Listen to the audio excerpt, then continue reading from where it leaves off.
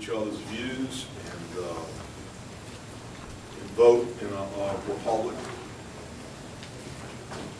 I want to remember in the last month or two all of the people in this country who have died from violence.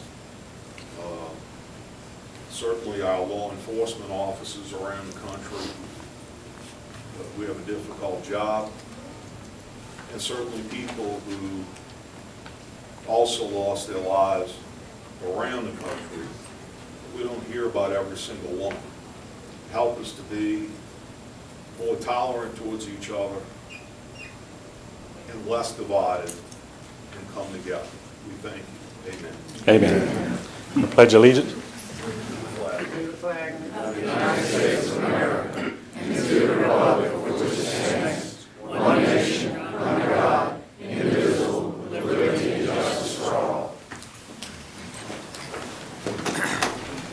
Thank you, Mr. Bender. I apologize for throwing that on you real quick. You did an excellent job. Okay, let's call the roll, please. Mr. Sharp? Mr. Thompson? Mr. Lorino? Mr. Toledano? Present. Mr. Tanner? Here. Mr. Groby? Mr. Dean? Here. Mr. Canulet? Mr. Bellisario? Here. Ms. O'Brien? Mr. Stefanczyk? Here. Mr. Bender? Here. Ms. Blanchard? Mr. Smith? You have a quorum. Okay, good. First, I want to welcome everyone to the August Parish Council meeting. You'll notice on your agenda you have public hearing. A public hearing on the levying of millage is not required since the parish is not considering a roll forward or increase in its millage rates. So a public hearing is not required. So we'll go directly to the public meeting. I have a resolution CS number 4632, resolution establishing parcel fees for the year 2016. Do I have a motion? Motion by Mr. Bellisario, second by Mr. Stefanczyk. Any discussion? Okay. Vote with your lights, please.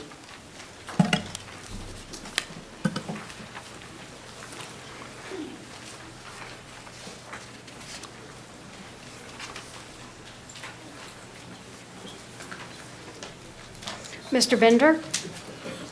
Excuse me, yes. Motion is unanimous, none absent. Okay, second resolution, CS number C 4633, resolution establishing adjusted millage rates for the year 2016. Do I have a motion? Motion by Mr. Stefanczyk, seconded by Ms. O'Brien. Any discussion? Okay, seeing none, vote with your lights, please. I'm sorry? Oh, I'm sorry. I didn't. Did you fill out a? Go ahead. Carl Hernandez. Yes, I did fill out a card, and All right. It maybe got it's lost in still up on the translation. basket there. All But right. being okay. For those, certainly the council members know this, but for the public, we're talking about 13 millages that are being considered and about to be adopted here, and I guess I have a question, I guess, dealing with the with some of the millages here. There are 4 columns that are in the administrative comment page. It reads 2016 maximum authorized levy is 1. The second is 2015 levy is 2. 2016 adjusted millage is 3, and then 2016 adjusted maximum millage is 4. Now, interestingly, the adjusted millage for 2016 that is it is the same as what's in the resolution. They're all less than the maximum authorized, obviously, and less than the 2015 levy, interestingly. But yet, the 2016, and that's my question, adjusted millage maximum, there are only 5 that are the same as the adjusted millage. The rest are all higher. And the ones that are the same are the parish alimony rural, the parish alimony cities, the library, the council on aging / Stark, and the St. Tammany Parish coroner. The rest of them are all higher in the adjusted maximum millage. And they are drainage maintenance, health, public health, animal services, and then the lighting districts 1, 4, 5, 7, and 16. And my question is, why do we have that category in this administrative comment? Because I would think that if, in fact, the millage that is going to be adopted is this 2016 adjusted millage, then that is the maximum, unless, of course, then you have to come back, don't you? And then adjust it again? Am I correct about that? Law? That's correct, and the reason why there is a difference is, in the ones where there's a difference, those millages were placed before the voters during the last reassessment period. But anyway, so right, so if we wanted to go to one of these other maximum millages, we would have to come back to the council and go through a advertising process. But we are adopting the adjusted millages. So this is just for informational purposes? Yes. That this maximum adjusted millage that you have included? That's in here? correct. These are all the rates that were provided to us by the assessor's office and then confirmed, submitted to the legislative auditor's office. So we wanted to provide all the information that we were provided. Okay, fine, thank you. Okay, so we have a motion and a second. Any further discussion? Vote with your lights, please. Motion is unanimous, no one absent. Okay, now we're to the portion of our agenda where we have presentations. Our first presentation is a proclamation to St. Tammany Parish Government Employee of the Month. Ms. Brister?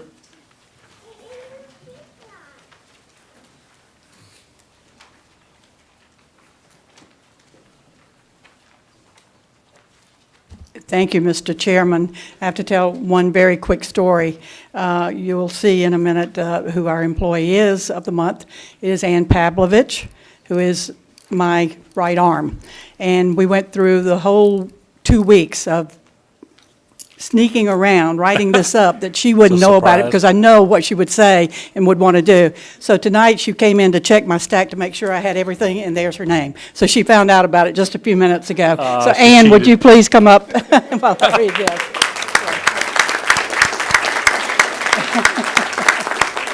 We did try to surprise her. And let me also add, I'm ashamed of myself that I didn't think of this. It was Mr. Tanner that said, you know, she works really hard, you ought to think about giving your assistant that recognition this month. So I'm happy to do it, and sorry I didn't think of it sooner. So thank you, Mr. Tanner. So I will read the proclamation, but I can tell you there's so much more that I'd like to say about Ann, but I'll keep it as short as I can. So whereas Ann Pavlovich has been an employee with St. Tammany Parish Government since 2008, working initially as an executive secretary in the president's office. She was promoted to assistant to the president in 2010. And whereas Ann is extremely insightful and has the ability to build on a good idea to make it great. And whereas she is able to multitask, like you can't even believe, and prioritize so all tasks are complete no matter how busy she is. And whereas she has grown both personally and professionally since she began working at the parish, and whereas she was a key member of countless parish initiatives and was instrumental in planning the 2011 and 2015 inauguration, and whereas we are proud, very proud to have her as a team member and thank her for all of her hard work.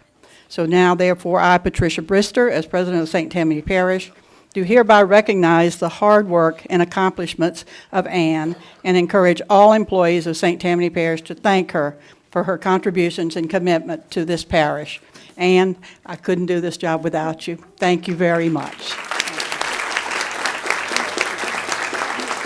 Well, you spoiled our surprise. Yep, we'll get a picture of you.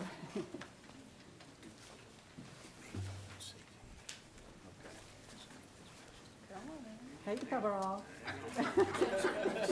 This is our information officer.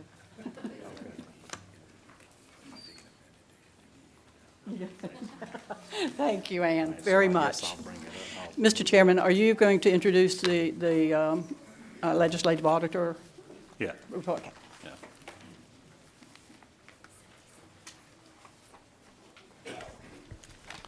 Okay, our next presentation is a presentation of cost savings. That's always good. Cost savings to the parish of Act 774 by Bradley Cryer with Louisiana Legislative Office, Auditor's Office. How are you all? And I believe you all have a PowerPoint.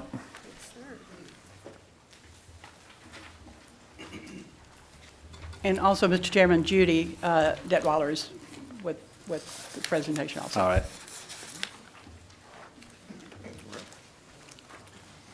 Thank you, Mr. Chairman.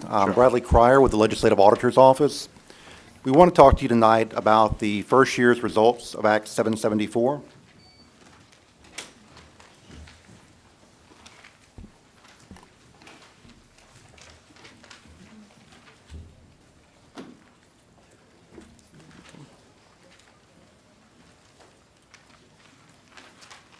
And the council members, I believe we have a lot of the PowerPoint presentation on our, in paper form as well. Act 774 is originally intended to provide an Inspector General function for St. Tammany Parish. The way the law was written and the way it ended up was to put our office in a position to prescribe certain procedures within St. Tammany Parish for those agencies that receive more than $75,000 worth of revenues, public monies in that year.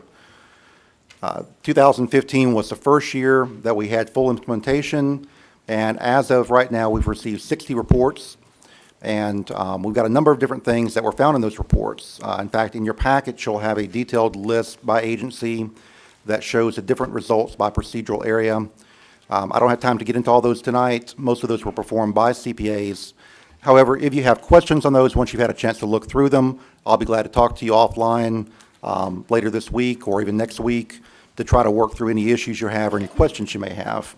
I would also suggest that if you do have questions for the agency on what they've done to correct problems, that you actually have to bring the agency up here and have them answer some of the questions and how they're making corrective action on some of those problems.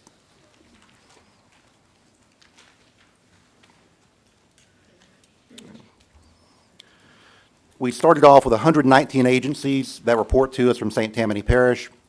Of those, we had 45 that did not meet the criteria. Either they were less than $75,000 or they were already reporting through a different parent organization. Based on the risks that we saw at each entity, we looked at certain procedural areas. What that means is we didn't look at everything at every agency. We went through and tried to figure out a cost-benefit. So if we have an agency with $100,000 worth of revenues, we didn't want to burden them with $10,000 worth of costs from a CPA firm doing that work. So we tailored the procedures this first year to make sure that for the smaller agencies, we did less work. For the larger agencies, we did more work. And those procedural areas were broken down into some broad categories. Each agency was assigned anywhere from 1 to 8 categories, depending on how much money they brought in and how complicated their operations were. Those procedures were grouped into credit cards, cash receipts, ethics, contracts, payroll, fueling stations, travel and expense reimbursements, payables, small purchases, capital assets, facility rental, and financial management. Of the 74 agencies that we looked at that fell into the provisions of the Act, 8 were required to complete an ethics packet, which meant they completed a packet acknowledging their responsibility to do financial disclosures by the board members, to have annual training for their employees, as well as having certification forms that are signed annually by those employees. These were very small agencies, ones that we considered to be low risk, and ones that we didn't feel there was a major risk to go in there and have to look in more detail at those operations. 3 were subjected to our limited procedures. We went in, looked at a couple of those to make sure there was nothing that caused problems from a control standpoint. Because those were very small agencies, once again, we did not issue reports on those. We simply made sure there was no problems there that we needed to investigate further. 3 agencies we looked at ourselves. That's the Mosquito Abatement District, Recreation District number 4, and Fire District number 12. And we did have some issues identified in the Mosquito Abatement District and Fire District number 12. Nothing we consider significant, but we went into about 6 or 8 different areas on each one of those agencies and gave it a pretty thorough review based on the allegations we had coming into the office, based on discussions with the CPA, and based on questionnaires coming back from the agency itself. The remaining agencies out there, there were 60 other agencies that we assigned to CPA firms. And each one of those agencies received anywhere from 1 to 8 procedural areas to look at. The intention is, as we go forward, if there's no problems in the area these CPAs look at the first year, we're going to rotate those areas to have a chance over a period of years to look at all the different operational areas. So once again, an inspector general typically goes in and looks at an agency in depth. We're trying to cover a large number of agencies at a high level, and then as we go forward between the years, we'll look at more and more areas. 60 of the 63 reports have been issued as of July 31st. The 2 reports we've issued, we have one outstanding, Recreation District Number 4. There is an investigative audit going on with that one. We're hoping to have that report issued here in the next few weeks, but because it is still an ongoing investigation, I can't really comment on the details on that one. We have 2 other reports that did not come in from the CPAs. One is the Housing Authority of Slidell, the other is St. Tammany Parish Drainage District Number 4. Both of those we've had trouble trying to get a clear answer on why they're not getting that work done by the CPA firm. So those are ones that you may want to consider bringing to the council to ask the question of why that work has not been completed yet. Most common deficiencies we noted, lack of written policies and procedures by far. The thing that we see statewide every year, we see people in positions where they have no segregation of duties. One person can do all operations, and that's what results in theft and abuse. And so what we're trying to get everyone to understand this first year is that you need those written policies and procedures so that your agency can understand what they're supposed to be doing, new personnel can understand what they're doing, and you can actually have the CPAs going and look at those gaps, the gaps in the policies, gaps in procedures, to make sure that there's not room for someone to steal or to abuse their positions. The other areas we looked at, we had issues with ethics requirements. We had a number of board members that did not understand they had to file financial disclosures. We had situations where they were not having certification by the employees or even having the annual ethics training. So a lot of that's communication, is trying to educate people on what's required under the law. And no major issues there, but we wanted to point out to everyone that it is something we're seeing not just here in St. Tammany, but also statewide. Credit cards are probably the biggest area we had issues with. And our position's always been that the fewer credit cards, the better. Once you have a large number out there, it's hard to control. It's hard to actually monitor what's happening with them. And so a lot of the exceptions that you'll see in the reports that have been issued deal with credit cards, cash advances on credit cards, late payments, overdraft fees on those credit cards where they go over the limit. So we've been trying to encourage everyone to scale down the number of credit cards. If you have credit cards and you insist on using them, you have to have detailed receipts. If you go out and spend $1,000 at Lowe's, we don't know if you're buying air filters for your agency or if you're buying yourself a new lawnmower. That was one of the other common areas. Roughly half of the agencies that we assigned procedures to this year, those procedures included credit cards just because of that high risk. We also had issues with supervisors not reviewing credit card receipts, not reviewing purchases, purchase orders, and it's really hard to know what your agency is buying if you're not looking at that documentation. We had travel and expense reimbursements, duplicate reimbursements, overpayments for leave, inventory controls, and fueling station controls. Fueling station in particular is a wide open area because you don't know if you're filling up a truck or you're filling up your boat. Right now, we're in the middle of preparing for our second year. Any agency that did not have any problems the first year, we're looking at other operational areas. For the ones that did have problems, we're looking at other areas, plus we're going back and asking the CPAs to review the corrective action by management. If we're seeing that corrective action taking place, then we're okay with that. If we don't see that corrective action take place, then we'll bring those results to you as well.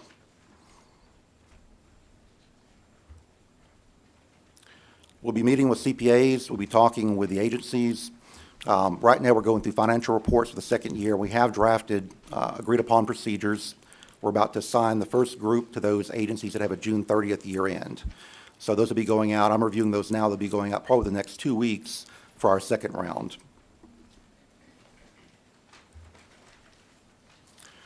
One of the things that came out of this first year of Act 774 was the fact that we had a lot of people that came to us and said, we really didn't understand what we were supposed to be doing. We had accountants that didn't understand controls, didn't understand policies and procedures. We had elected officials in some cases that didn't understand all the laws that applied to them and their responsibilities. Last fall, we presented 2 sessions here in St. Tammany from the Center for Local Government Excellence. We got a really good reception on that. It was classed as a 2-day certification program whereby participants get training on internal controls, how to read financial reports, and then all the laws and regulations that apply to public officials. And we had such success here in St. Tammany that we carried it on the road. We were in Bossier City in March. We'll be in Monroe next week. And we're hitting other areas of the state throughout the rest of this fall. So the participants that show up for those, we think they're really getting a good experience. Overall, the biggest thing is just making sure that you understand what you're doing. If you're in the public spotlight, you have to understand those controls. You have to make sure that you're doing what you can to prevent fraud.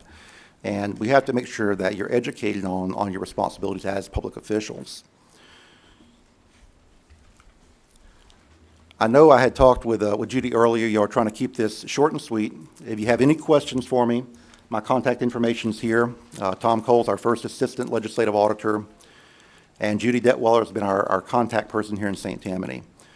The detailed listing of agencies that you have with you, please go through those. If you have questions we can't answer, we'll get with the CPA firms, we'll get with the agencies, and we'll try to get you some answers. But what we're hoping to see the second year is we're going to see corrective action. We'll see agencies having a better understanding of what this overall process really amounts to. And I'll kind of leave, I started off this with the cost savings. When the first discussion came up on 774, there was discussion about Inspector General functions similar to Jefferson Parish or Orleans Parish. Those were looking at $1.4 million was the estimate being thrown around at that point. After this first year, even with the bumps in the road, even with everyone learning from scratch on some of it, we're coming in right now less than $300,000. And that includes not just our costs, but also all the CPAs that did work on those engagements. So we really think that we are getting a good handle on what's happening in St. Tammany. We feel that the degree of detail that we're getting into is going to get more and more as the years go by. And so you're going to have a better government, something more accountable and something more transparent that you can be proud of. If y'all have any questions for me, I'll be glad to answer them. I do. Yes, sir. Okay, go ahead, because I have a question too. Go ahead. No, go ahead, Mr. Chairman. I was going to ask, I mean, I know that for example, and I don't know who can answer this, administration or anybody up here, or maybe our council office, when we appoint someone to a fire district, rec district, drainage district, whatever, what kind of orientation do they go through? I know you said you do your show, but what kind of orientation? Because I know when we are elected, and, you know, it's ongoing anytime we get a new council member on here, but when we are elected, we are told about the personal financial statement and all that, I mean, and all that, the stuff that we have to declare every year. What kind of, Mr. can Chair? anybody? Trilby Lynn Fent and I started about 2 years ago about putting together a boards and commissions manual. We just put that out on the parish website in the last 2 weeks, and I'm going to be getting with her and the other people that are on the committee to schedule training in here every year so people are aware of everything that they're responsible for. Good. I saw it and she saw it, and that's why we did it. And Mr. that's, I Chairman? mean, that's all of the boards, you know, yeah, Mr. Chairman, yes, ma'am. that is a great effort that has been done, but I didn't want anybody to think that it just started 2 weeks ago. When someone is elected, they get a big packet Sure. from legal. I think Mr. Han, Ms. Rabelais, they get all of the information of the requirements of their position. That means their ethics training every year, their reporting every year, so they do get that. Now, whether they read it or not, or put it in, but they do sign for it. So Okay. we are now making it easier, as Mr. Belisario just said, but we have always been doing it. And Mr. Chairman, the information that we presented for that CLGE training last year, that's on our website. All the slides are there. So if there are any questions, that information is readily available as well. Okay. And I guess Mr. Bennett, I know you got something, but I guess somebody, you know, I mean, we are fortunate enough that we have this staff that kind of reminds you, okay, it's time, you know, or whatever. I just question if you have Fire District 12, is there somebody, I'm just using them as example, is there somebody there who's saying, okay, it's time to do your personal, your financial thing? So I don't know, I guess every agency should have that point person who does that, but go ahead. Mr. Yeah, Bennett. thank you, Mr. Chairman. Sir, let me just ask you, and I only say this for clarification purposes, okay? Not to in any way be what I might call nitpicky, okay? But on your summary, which I appreciate very much, I've just reviewed it. You provided us with this as well. Yes, sir. Okay. Under, and this is strictly clarification, under St. Tammany Parish Council, okay, shouldn't that read collectively St. Tammany Parish Government? St. Tammany Parish government includes the council. There's also about 30 agencies that fall under the parish government that are included in the financial statements as they call discrete component units. From that listing, yes, sir. No, sir, I'm sorry, go ahead. From that listing, the fire districts, the recreation districts, all of those are considered part of the parish government. Roughly half the ones on the list are included in the parish's financial statements. Yes, sir, and that's why I appreciate the summary, because many of these, we're involved in making appointments, you know, both on the council side, the parish president side, and so forth. I just want to ask you this, because I want to make sure that I'm understanding and on the same page as the legislative auditor, okay? When it comes to contracts and leasing, and I just asked our council administrator this, should that be written as St. Tammany Parish Council? Ideally, if you have oversight over those discrete component units, you can dictate the overall controls. But I think in the case of St. Tammany, the discrete component units, they have their own operations that are individual. They're not being dictated by the parish council. Correct. And all I'm saying is, and this is purely clarification for the public, okay? Because looking at what you have listed here, and as big as our government is, it's certainly great that things are noted and pointed out, whether it's us as a total government or selected departments, as you mentioned, okay?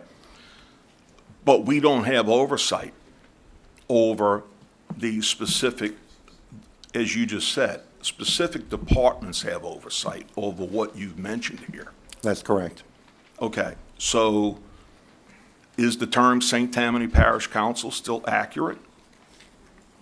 The information that's presided in there for the council, that was put together by the CPAs that did that work. And my understanding was that was strictly related to the council activities, not to the other components within the parish government. No, we don't do that. We do not oversee contracts per se. We do not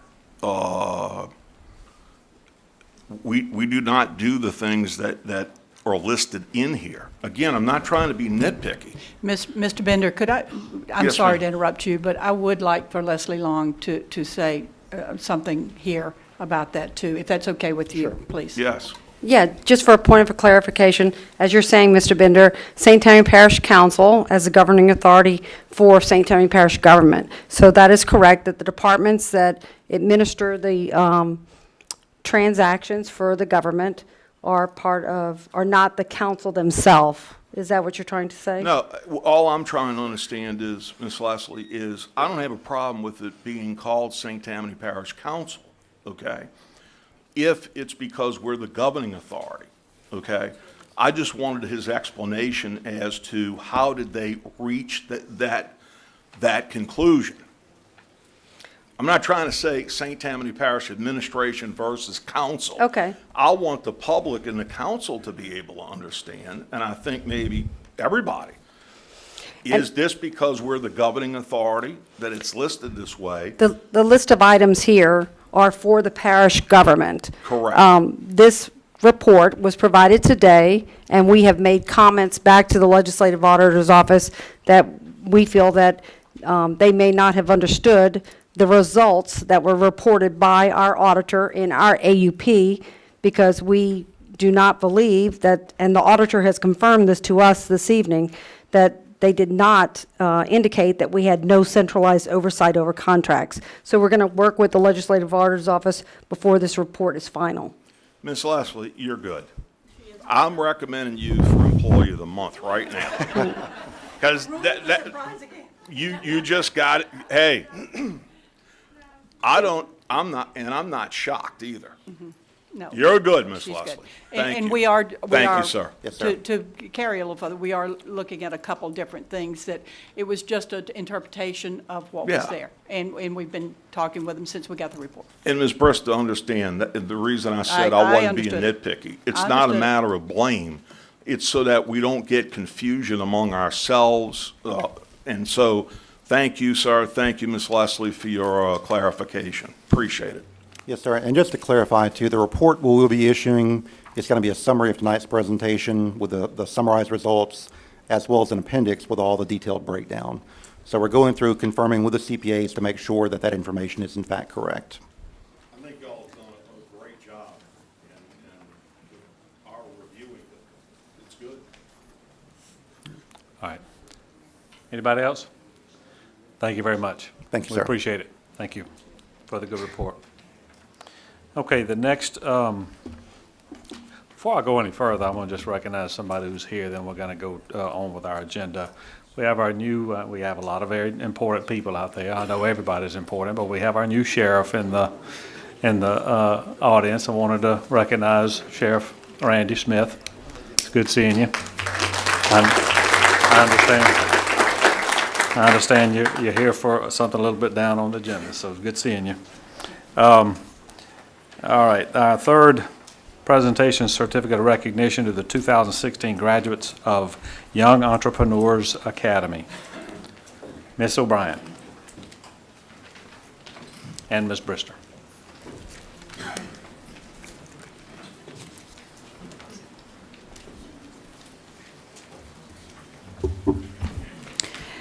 This past school year, I was invited to attend something that I thought was so very impressive. And many of you know I used to be a school teacher, and I always love getting involved with students. The Young Entrepreneurs Academy began this past year, and they presented business ideas. And I'm going to let Ms. Carla Mouton later on talk about the details about what the students did. But this was such an interesting and innovative concept. And before we start recognizing the students, we wanted to recognize Mr. Shelby LaSalle for bringing it to the North Shore. You know, Shelby was interested in finding a program to support his daughter's entrepreneurial spirit. She's just a beautiful girl. And during his research, he happened upon the National Young Entrepreneurs Academy website, and he was really impressed with the aspects of the program and decided to secure a program for West St. Tammany Parish. Now, in 2015, he collaborated with the North Shore Community Foundation and Southeastern Louisiana University to implement YEA North Shore. And it just recently graduated 20 students who created 11 different businesses, and I think you'll love hearing about the story. But you know, Shelby's support of the program included fundraising, securing classroom instructors, supporting students with connecting them with local business owners to provide additional information needed for their businesses. He attended every class, field trip, and event throughout the whole program. His passion was the reason for this program. So St. Tammany Parish Government has a certificate of recognition. So Shelby, can you come up? And you just thought it was only the students. Let me just read this to you. The St. Tammany Parish Government desires to recognize Shelby LaSalle Jr. for collaborating with the North Shore Community Foundation and Southeastern Louisiana University to implement the Young Entrepreneurs Academy North Shore program in West St. Tammany Parish. We congratulate you on having the vision and passion for the YEA program, which will be a tremendous asset to many of our area students and our community. Now, let me just tell you a little bit more. The YEA North Shore program supports ambitious, creative, talented, and motivated students who are excited to learn about how to transform a passion and an idea into a real business over the course of an academic year. These students learn life lessons and at the same time gain and appreciate that the skills they are learning in school has significant value in real-world applications.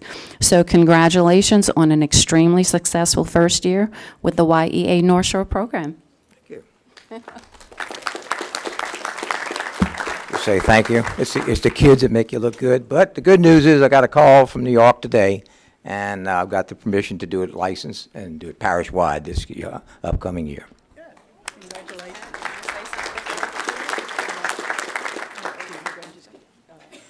Okay, now we're going to have Ms. Mouton come up and talk about the students. Good evening. I'm Carla Mouton with the North Shore Community Foundation, and today I have a few of our 20 graduates with the last year's program. I'll tell you just a little bit about their businesses. I will start to my right. This is Mr. James Estopanol. He is a graduate of Hannon High School. His business was Groceries to Go, which was a unique idea about actually assisting us in our busy lives with picking up those groceries on the way home from work. It was it was actually car service. So that was a really unique idea, which I believe is going to move forward. To my left is Ms. Macy West. She was with Lakeshore. Our business is Wink to Ink. She is a very talented artist who is creating her own special stationery, cards, specifically for just your heartfelt events throughout your life. I have Mr. Luke Johnson. He is the owner of King Tut's Honey. He is actually selling his honey at the Hammond Market. He also creates soaps and candles. And Julia Johnson, his sister, is with the Operation Ninja. This team actually created an obstacle course that will kind of accentuate and encourage students to get active and healthy.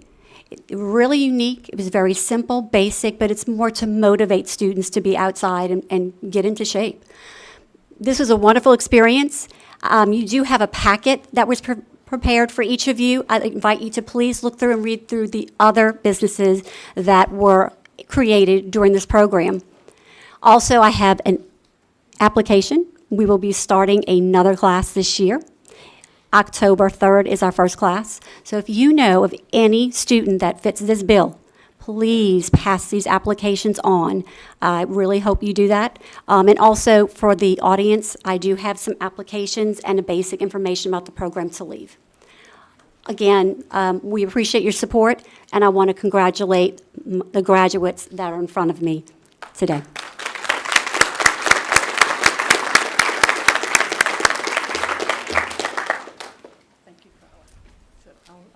If you want to introduce them. Okay. Sure.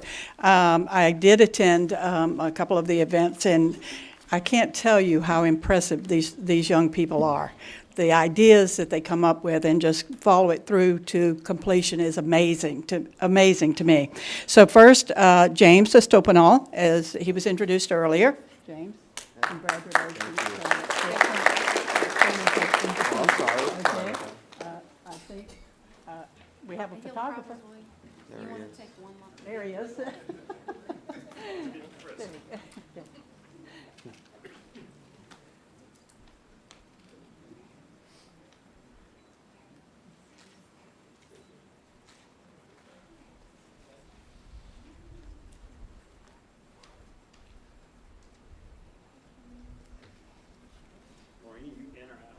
Yeah, you're in. You're in. I think he was waiting.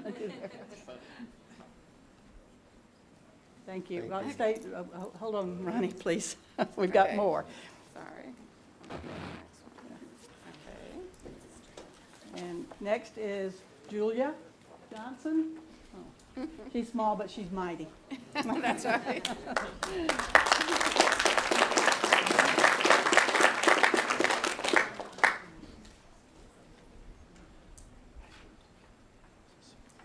Okay, thank you, Julia, and good luck. Okay. Two more.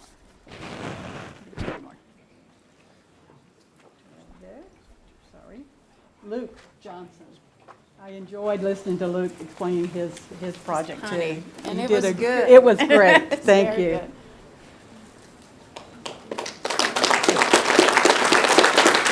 Thank you. Thanks, Luke. I think we had one more. Macy West. And congratulations, too.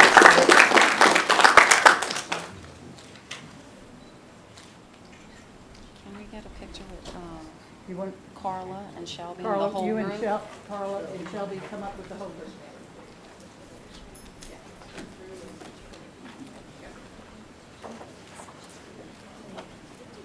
Okay, you want to get in the middle? There we go. That's fine.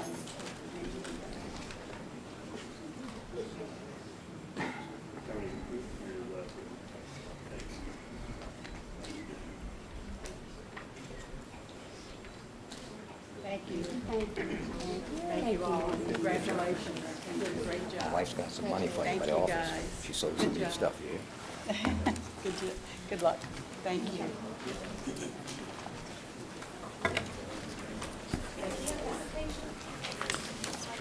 Okay,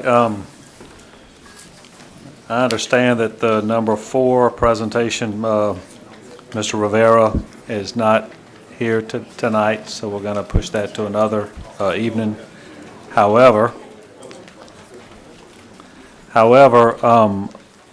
did have a request to move up the item off the floor, and I will do this now, and then we'd like to vote on it and get this done.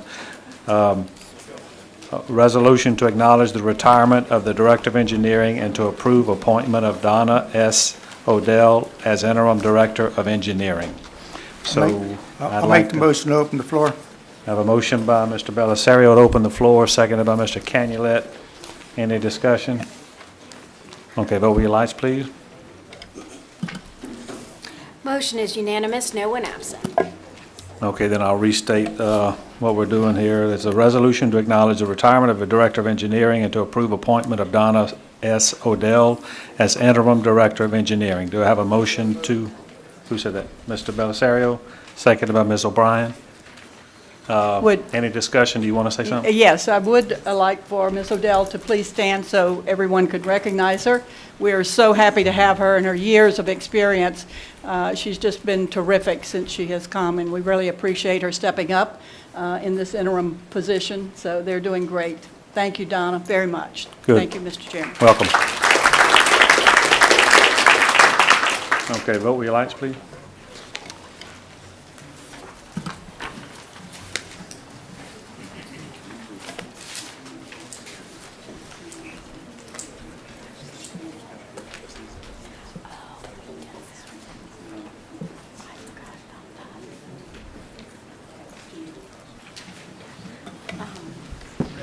Mr. Sharp, Mr. Thompson?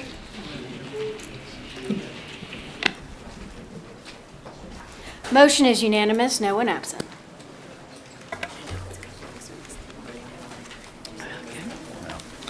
Okay, I have a request Mr. to move, yes, sir.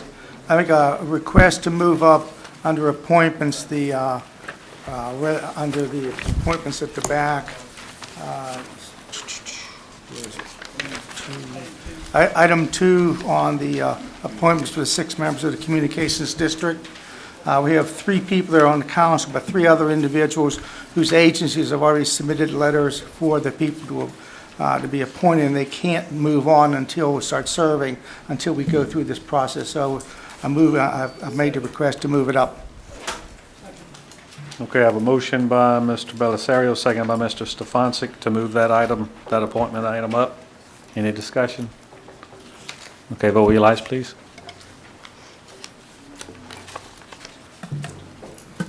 Motion is unanimous, no one absent. Okay, who wants to take it? Mr. Chair, I'd like to make a motion to appoint the 3 parish council members, myself, Dennis Sharp, and Jay Grovery, and the appointments via letters from Sheriff Randy Smith for his Deputy Chief Tiffany Carrasco and Chief Tim Lenz, and Parish Fire District Chiefs as nominated Chief Merrick Taslin. All right. I have a second by Mr. Stefancic. Any discussion? I believe the sheriff wants Anybody? to. Yeah, Sheriff, discuss. you want to say a few words? Please, Mr. Chairman and members of the council. First off, I want to thank you for all the outpouring support to law enforcement over the past 30 days regarding the incident that occurred in Dallas and again in Baton Rouge. Not only from the parish president, but yourselves and the community. It's been amazing. The outpouring of support, the cards, food, and especially the prayers is very welcoming for all the law enforcement here in the parish. I'd also like to thank you for allowing me to represent the 911 Communications District Number 1. I've been on that board for 5 years, for the past 5 years, and I've learned a lot. And what I do know is that district represents public safety for this entire parish. And I'm recommending Tiffany Carrasco, Chief Deputy Tiffany Carrasco, to replace Marlon Peachy, who's been on that board for more than 14 years. And also recommend Chief Tim Lentz, Covington Police Chief, to replace my spot and represent the municipalities of law enforcement throughout St. Tammany Parish. I think both these individuals will do a great job in representing not only myself, you, but our community. And that's what it's about. Tiffany, if you would stand up and be recognized. Thank you. She brings to the table a lot of knowledge and experience about the new parish-wide radio system, budgetary and finance experience, and I think she'll do a very good job for us. So if you have any questions, I'll be glad to answer them. And again, thank you for your support and allowing me to represent us on that board. All right. Thank you. I think we have a motion and a second. All right. Thank you, Sheriff. Thank you. Any further discussion? Okay, vote with your lights, please. Motion is unanimous, no one absent. Mr. Chair, on the advice from talking to Steve Stefanczyk, with the 3 individuals who can't start serving until they're approved, I'll make a motion that we suspend the rules and adopt so that they can appear, because they have a meeting next week on the 10th. Okay, so we have a motion by Mr. Belisario and a second by who? Mr. Bender to suspend the rules and adopt. Any discussion? Okay, vote with your lights, please.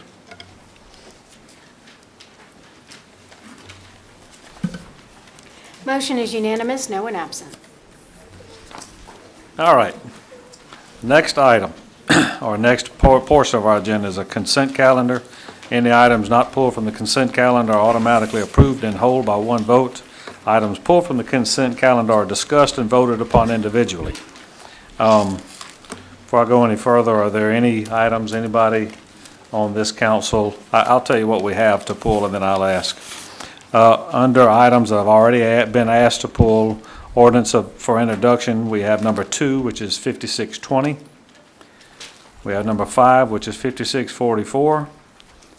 And we have number 9, which is 5648. Under resolutions, we have number 1, 4628. Number 4, 4631. Number 9, 4638. And number 11, 4640. And now I'll ask all the council members, does anybody have any items they would like to pull? Okay, I'm looking down the left and nobody on the right. Okay, anyone from the audience?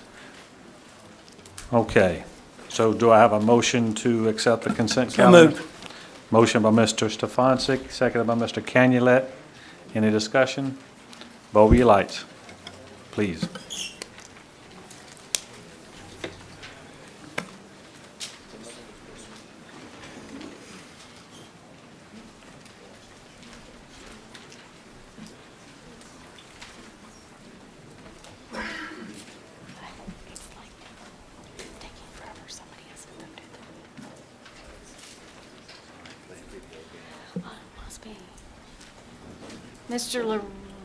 Mr. Tanner. Motion is unanimous, no one absent.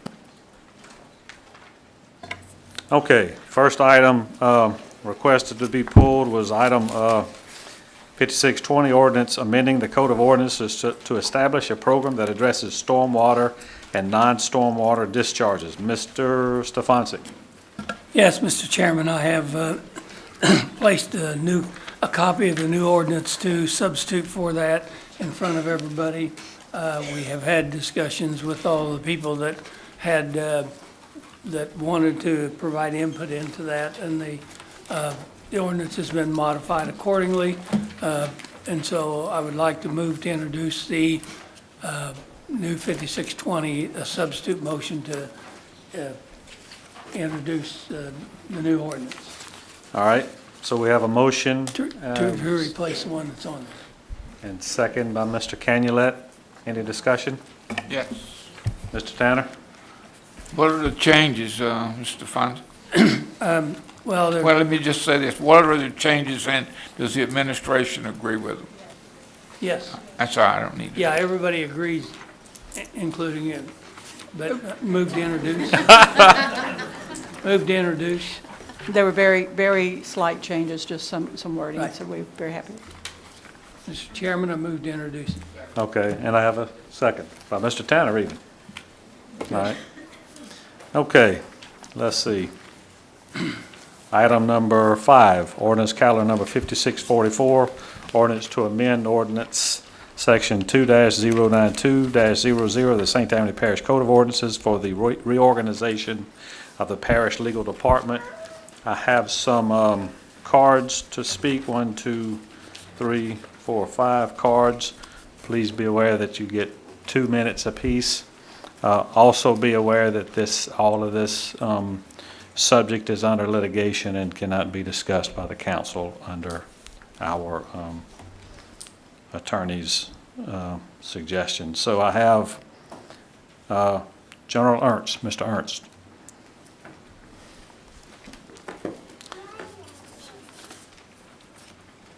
Thank you, Mr. Chairman. Yes, sir. Actually, I have 2 cards in. The other one's ends in 38, and the comments would be the same for both. So if you don't Okay. mind, I'd like to do both, kill 2 birds with 1 stone. That's fine. For the sake of brevity and clarity. First of all, I thank you for the opportunity to speak. Others here will speak on what they believe is some of the legal issues. I'm not qualified to do that. By my background, I'd rather speak more about the rightness of it, okay? In my view, the voters were clear in what they said last November when this whole issue was, or very closely related issue was put to the voters. And to me, it was simple. The voters, I think it was 66% of the voters said, leave it the way it is, which was for 10 years or so. So to me, in my view, the proposal was just an attempt to avert what the voters asked their government to do, okay? And again, I'm not going to speak on the legality of it. In my view, by my background, if I had done something like that when I was in the service, by the rules of the code of conduct and in the legal code and in the administrative code, I would have been charged criminally under 2 statutes. And if that didn't work, would have been relieved summarily for perception of wrongdoing, because it would have been seen as an ethical issue or an ethical violation. And that's the view that I have, the color of my glasses that I view this. So all I would ask you, ladies and gentlemen, do is just do what the voters asked you to do. Leave it alone. I think it was a very clear message. We would teach young lieutenants of infantry always to do the right thing, even if it meant disobeying orders. In this case, the orders were issued by the public. And so I would just ask you, do the right thing. Do what they asked you to do. Really, pretty simple in my view. Again, that's a grunt's view of the world. It may be oversimplistic, but that's my view. Thank you. Thank you. Mr. James Blazek.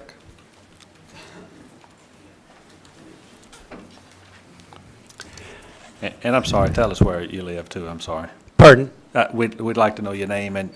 Yes, and where James Blazek, and I live at 62322 Fish Hatchery Road, Lacombe, Louisiana. Thank you. I'm the legal chairman of the Concerned Citizens of St. Tammany, and thank you for permitting me to speak today.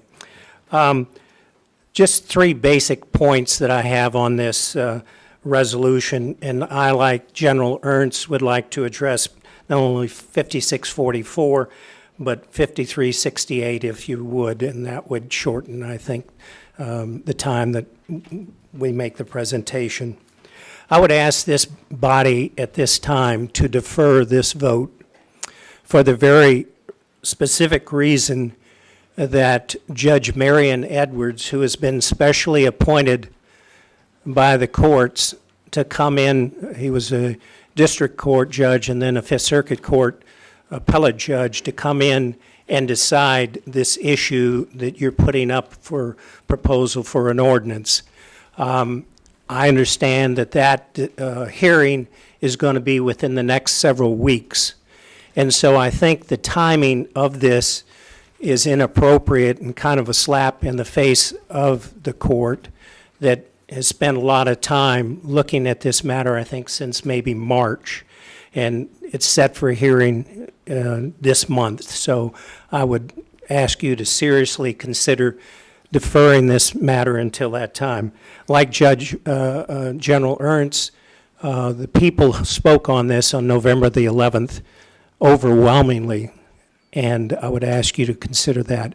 The third point is the citizens have elected a new district attorney. We think that he is doing a very good job, and we'd like, as the citizens, we'd like you all to give him the opportunity to continue doing the good job since he's been elected, and which, of course, the charter requires. It says, he shall be your representative, shall be the representative of the parish president, and we would just ask to give him the opportunity, which I think he's doing a good job. So thank you very much. I'd request you defer the matter until the judge rules on it. Thank you for your comments. Mr. Rick Franzo. Thank you, Chairman. Thank you, Council. I just want to I will just reiterate what both General Ernst said and Jim Blazey said. On behalf of concerned citizen Tammany, we ask you to strongly not support this ordinance. You have litigation going on right now, and I think it's you're circumventing the citizens' vote, which I think is wrong. And I think it's a slap in the face for everybody in St. Tammany Parish that you would even do this. And if nothing else, let the law speak for itself. Let's see what happens in court, and wherever the marbles lay, let it happen. But I think what you're doing is wrong, and I think it's wrong to the citizens of St. Tammany Parish. Thank you.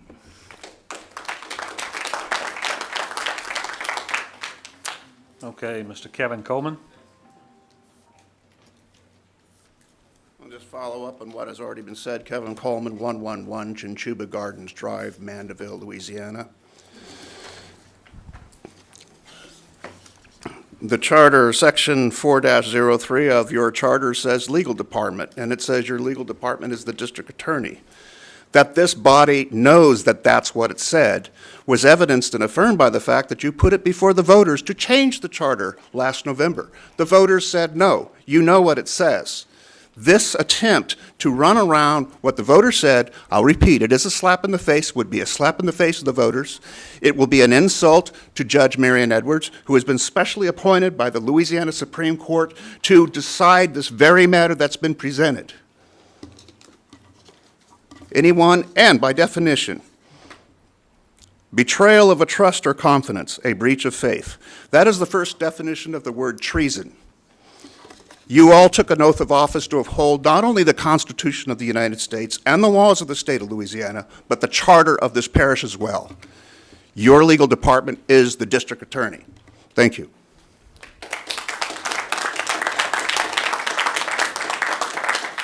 Okay, thank you for your opinion. Let's see, anybody else before we go on? Okay. Marty, excuse me, Mr. Dean out here. This gentleman, this guy. Can I get a card from you, sir? Yeah. Okay, come on. Just tell us your name and. My name is Donald Lee, and I live in Mandeville, and I'm a member of CCST, and I appreciate the opportunity to speak to you. I think you did sign up for 5638, but go ahead. Okay, well, I was going to talk about both of the Go ahead. ordinances. Yeah. You know, for a number of reasons, I think it's a bad idea at this moment to pass these ordinances. And I've tried to approach this or think about the problem as an elected official trying to make a good public policy decision on behalf of your constituents. And, you know, if I arrived at a point where I was managing a series of, a number of lawyers who had at one point in history reported to the district attorney, I'd ask myself, well, how do they end up reporting to me?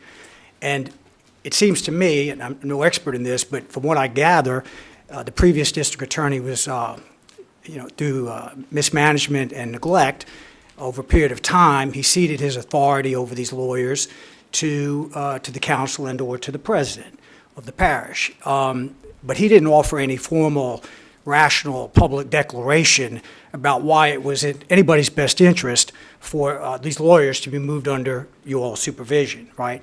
So, you know, as a starting point, as a decision maker, a problem solver, I'd want to keep that, you know, foremost in mind.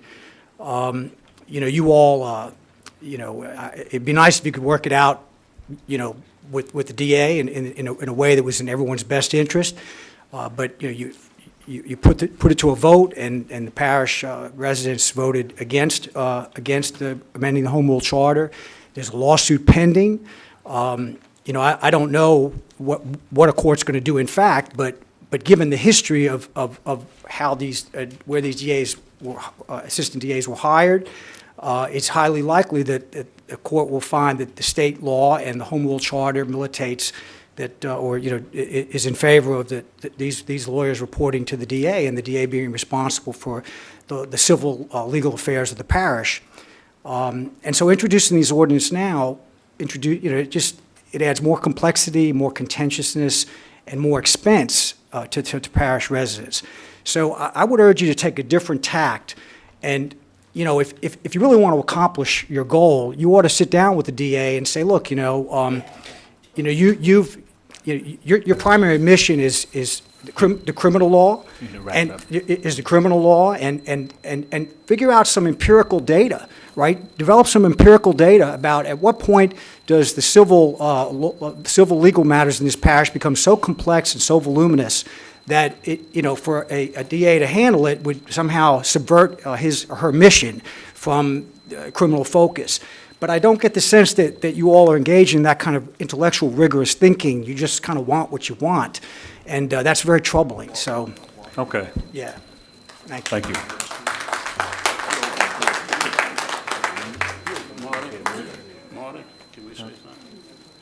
Okay. I have a motion to introduce by Mr. Stefanczyk, second by Ms. Blanchard. Okay. All right. Okay, so it's introduced. Next one we have is item number 5648, ordinance to amend Parish Code supplemental section under the preliminary approval drainage check sheet.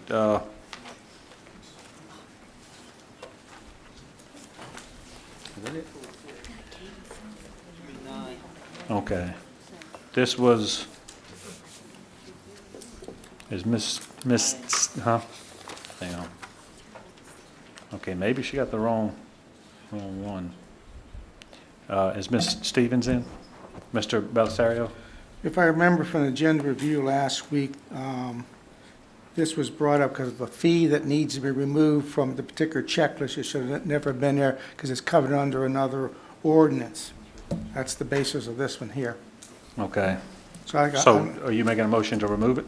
No, to approve it so the fee can be removed from the checklist. Oh, I got you. Okay. All right. So I have a motion by Mr. Belisario to introduce, yeah. And second by Mr. Tanner. All right. Excuse me, Mr. Chairman. Yes, sir. If you don't mind, I'd like to just confirm with Mr. Fontenot, is this matter already on the Planning Commission's agenda since it amends Ordinance 499? It is? Okay. So it's not necessary to refer it if it's already on their agenda. All right. Okay. All right, under resolutions, I have the first resolution, 4628, resolution approving the issuance of general obligation refunding bonds for Rec District 14. Is anyone from Foley Judell here? Mr. Chairman? Who's calling? Yeah.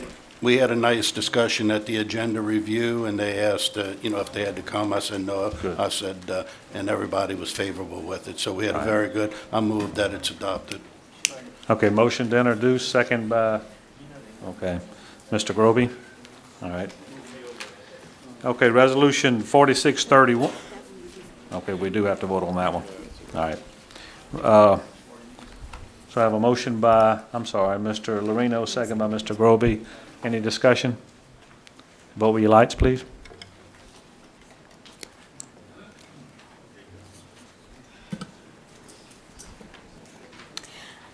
Motion is unanimous, no one absent. Okay.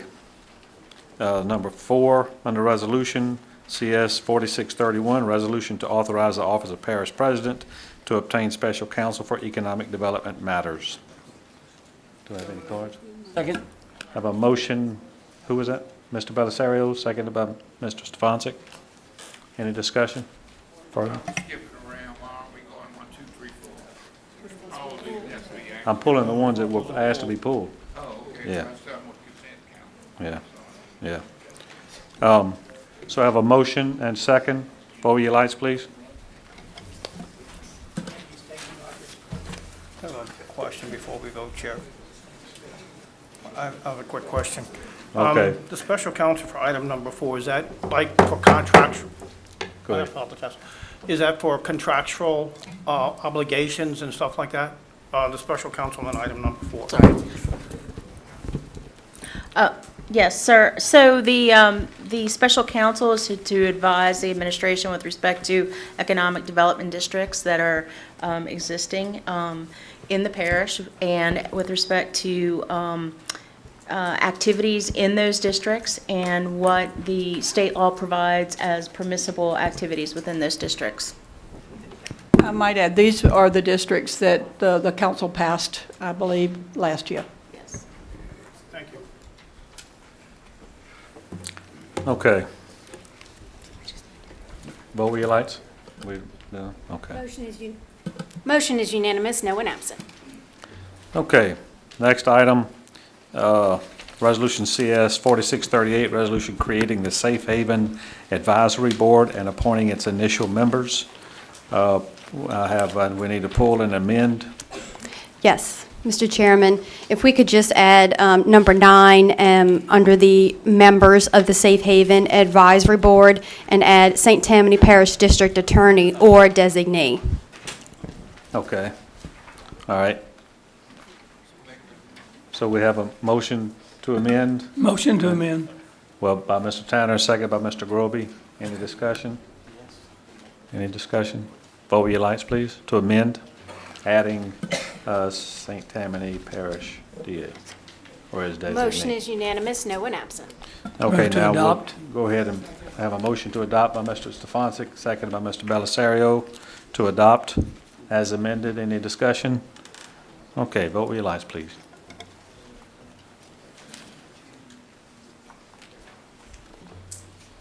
Motion is unanimous, no one absent. Okay, last item to be pulled is item number 11, 4640, resolution to concur or not concur with the covenant annexation or rezoning of 1.397 acres from Parish HC2 to Covington CR, Ward 3, District 3. I move to concur. All right. Motion by Mr. Thompson to concur, seconded by Mr. Lorino. Any discussion? All right. Vote with your lights, please. Motion is unanimous, no one absent. Okay, now we're moving on to the ordinances for adoption. First one, ordinance calendar 5594, ordinance to amend the parish code to amend, is this somebody for this? Okay, ordinance to amend the parish code to amend the rules and regulations for North Shore Beach, Ward 9, District 13. I have a motion by Ms. Blanchard, seconded by Mr. Stefanczyk. Any discussion? Yes, ma'am. I have a card by Ms. Jacqueline Carr to discuss the regulations for North Shore Beach. Yes, I would like to adopt the Okay, tell me your name and your address, please. Jacqueline Carr, 535 Cross Gates Boulevard, Slidell, Louisiana. Thank you. I would like to adopt the comments made by these very learned men on the St. Tammany Parish Home Rule Charter. The charter is mandatory. Now, you know you're here to discuss this item and this item only, correct? Well, my Yes, ma'am. directed comments are, I have filed suit to revoke the beach. It's named for my grandfather, O'Fash, on Lakefront Park. My dilemma is, you must have the district attorney be the representative against this lawsuit by mandate of the charter. Now, I was on this charter committee, and I was on the elected Okay, representative. wait, what subject are we talking about, Ms. Carr? We're talking about how can you adopt rules and regulations for property you do not own because it's been revoked for ingratitude and failure to maintain, and 51% of the park, which is beachfront, has eroded to lakefront terrain. So it has ipso facto revoked itself. So we need to decide what legal representative will defend these lawsuits, and by charter mandate, it has to be the district attorney. There is no wiggle out room. Shall is mandatory. And the people of St. Tammany have adopted the charter, and you people have no leeway to subterfuge the voters of your electorate. Because Okay. we, the people, want to address this issue. So Yes, ma'am. that is my All right. thought, that a gentleman died out there, he drowned. It has not been regulated, and therefore, it's too little too late to regulate O'Fash on Lakefront Park. Okay. And to put up a sign 60 years later that this parish council adopted to name the park O'Fash on Lakefront Park. Thank you very much. Thank you, ma'am. Thank you. Have a motion and a second. Any further discussion? Vote with your lights, please.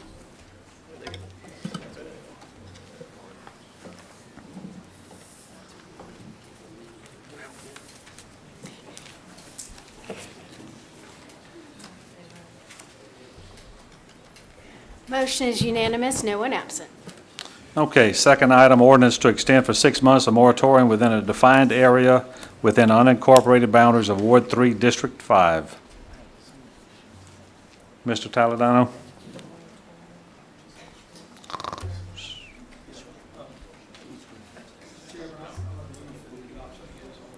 Okay, all right. Have a motion by Mr. Taladano, seconded by Mr. Lorino. Any discussion? You got to hit your microphone. Is still ongoing with regard to the drainage issues in that particular area. All right. Okay, I have a motion and a second. Any further discussion? Vote with your lights, please.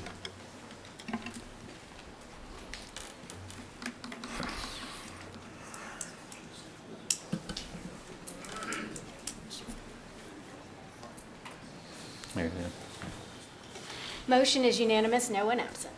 Okay, third item, ordinance to extend for 6 months the moratorium on multifamily structures and property within unincorporated areas of Council District 12. So moved. Mr. Bender, have a motion by Mr. Bender, second by Mr. Canulet. Any discussion? Okay, vote with your lights, please.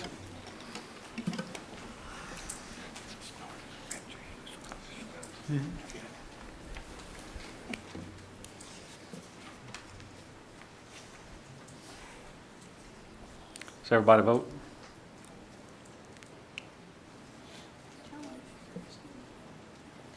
Motion is unanimous, no one absent. Okay, number 4, 5618, ordinance to amend the parish code of ordinances regarding traffic controls within Emerald Oaks Condominium Association, Ward 3, District 5. Mr. Taladano. Okay, have a motion to adopt by Mr. Taladano, second by Mr. Thompson. Any discussion? Okay, seeing none, vote with your lights, please.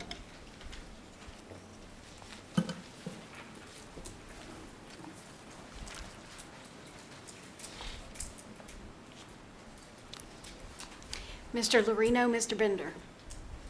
Yes. Motion is unanimous, no one absent. Okay, fifth item, ordinance to amend the 2016 operating budget, amendment number 8. Motion by Mr. Tanner, second by Mr. Thompson. Any discussion? Mr. Lorino. Mr. Chairman, I'm not going to go into detail, but I just want to clarify one thing. One of the speakers said that the council should maybe meet with the district attorney. I'm aware that we had mediation, and it takes two to mediate. And St. Tammany Parish President and St. Tammany Parish Council was willing to mediate, and the attorney, district attorney, was not. And I just wanted to make sure that when everybody walks out of here that we tried this. I know it's a passionate issue, and there's some issues on both sides, but I just couldn't let that go out. I have a motion to adopt. Any further discussion? Vote with your lights, please. Motion is unanimous, no one absent. Okay, item number 5622, ordinance to correct the road and drainage inventory to include Sunny Meadow lateral and Charlene Drive lateral, wards 10 and 6, District 6 and 11. Motion by Mr. Stefanczyk, second by Mr. Canulette. Any discussion? All right, vote with your lights, please.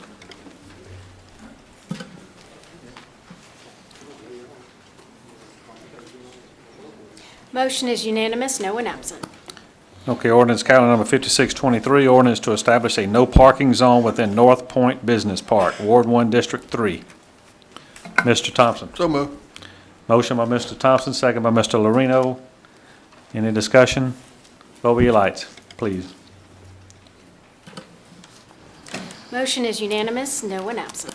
Ordinance calendar number 5624, ordinance amending the official parish zoning map to reclassify 21.879 acres to PUD, Ward 1, District 3. Mr. Thompson? Motion by Mr. Thompson and second by Mr. Toledano. Any discussion? Okay, vote with your lights, please. Motion is unanimous, no one absent. Ordinance calendar number 5625, ordinance amending and restating ordinance calendar number 5560, authorizing the parish to accept the dedication of Cushata Circle, Caddo Drive, Chico Lane, Ward 1, District 1. So moved. Motion by Mr. Thompson, second by Mr. Stefanczyk. Thank you all. Any discussion? Vote with your lights, please. Motion is unanimous, no one absent. Ordinance calendar number 5626, ordinance to declare multiple tax adjudicated properties as surplus properties and authorize the parish to proceed with the process for the advertising and sale of such adjudicated properties. So moved. Motion by Mr. Stefanczyk, second by Mr. Belisario.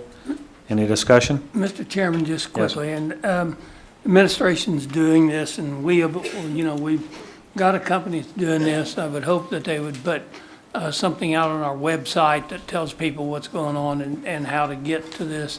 I had several questions at my meeting last night about this, and I think it's a very good thing we're doing. Sure. We just need to get an education out to the public on everything that's going on. And I'd We, ask- we will do that, and it also, we have contracted with Civic Source, and they are doing it also. They put it out, they advertise it also, but we will put it on the website. All right. Any further discussion? Vote with your lights, please. Motion is unanimous, no one absent. Ordinance calendar number 5627, ordinance to correct the road and drainage inventory to remove Pete Ruderseal Road, Ward 6, District 6. Motion by Mr. Tanner, seconded by Mr. Lorino. Any discussion? Vote with your lights, please. Motion is unanimous, no one absent. Ordinance calendar number 5628, ordinance amending the official parish zoning map to reclassify 12,500 square feet from A3 to A3 and mobile home overlay, Ward 9, District 14. Mr. Chairman, I think we have some people here that want to address the council on this issue. Okay, do we want to have a motion, or you want to wait? Yes, I'd like to make the motion to adopt. Okay, motion to adopt by Mr. Smith, seconded by Mr. Canella. I think had his hand up first. Okay, discussion, we have Samantha Hamilton. Ms. Hamilton? Okay. Ms. Patricia Wesley Smith? Wait, who we got? You Ms. Hamilton?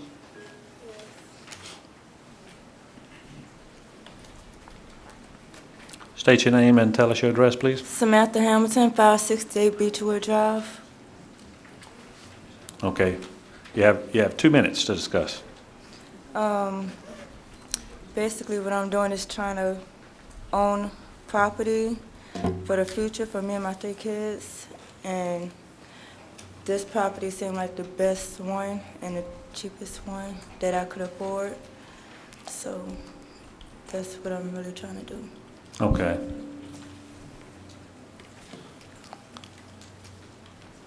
Okay, thank you, Ms. Hamilton.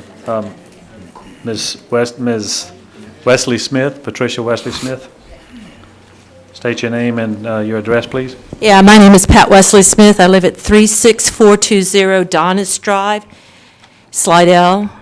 I'd like to address the issue of the mobile home overlay. I'd like to thank the council and especially Councilman Smith for his prompt and professional response to our concerns. I'm a member of a group of residents in Browns Village. There are several questions that concern us about this change of land use. Our properties are located north of the I-12. Some questions that I'd like to address are with the intent of the purchase, if the land will be for, if the land is adequate for the size of the mobile home that will be placed there. Also, will it be owner occupied? Will it contribute to the aesthetic and natural beauty of the area, or will it open a floodgate to more changes in land use petitions? As a resident, we're concerned that many of these mobile homes placed, a mobile home placed at Lot 3, Square A, would diminish the property values of the permanent houses that already are standing in this subdivision. Properties in this area are already include large acreages with livestock, not necessarily a typical subdivision. Homes range from 1,700 to 3,400 square feet. Many of these homes have been built by the original developer, Mr. Brown. Lot 3, Square A, the addition of a manufactured home would impede the beauty and the natural landscape that both my neighbors, Mr. Troxilla and Mr. Larry, presently have. This may not be a concern to you, but many times I have noticed that the travelers and the mobile homes in this area are not resided by the owners. In light of the disrepair and the high turnover of tenants, many are left in our area in need of desperate upkeep and repair. Not to mention the abandoned mobile homes often litter 15 properties in this area already. Some burnt-out mobile homes have also scarred the properties and the natural environment. The impact, both visually and physically, to such a home so close to permanent residences already, where none presently exists, would decrease the value of the existing properties. Note, this area already has allocated areas where mobile homes would fit into an appropriate lot size. As a community of homeowners, we're completely opposed to the creation of this overlay in a setting that basically is composed mostly of permanent structures of single-family homes. Lastly, I wish to point out that there is a minimum requirement of 720 feet with the addition of 50 feet easements for waste treatment plants and water wells.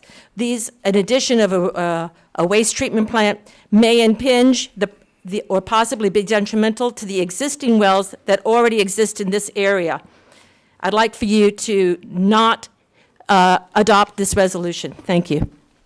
Thank you. Okay, and the last one we have is it Janie Lindsay? I may be totally, huh?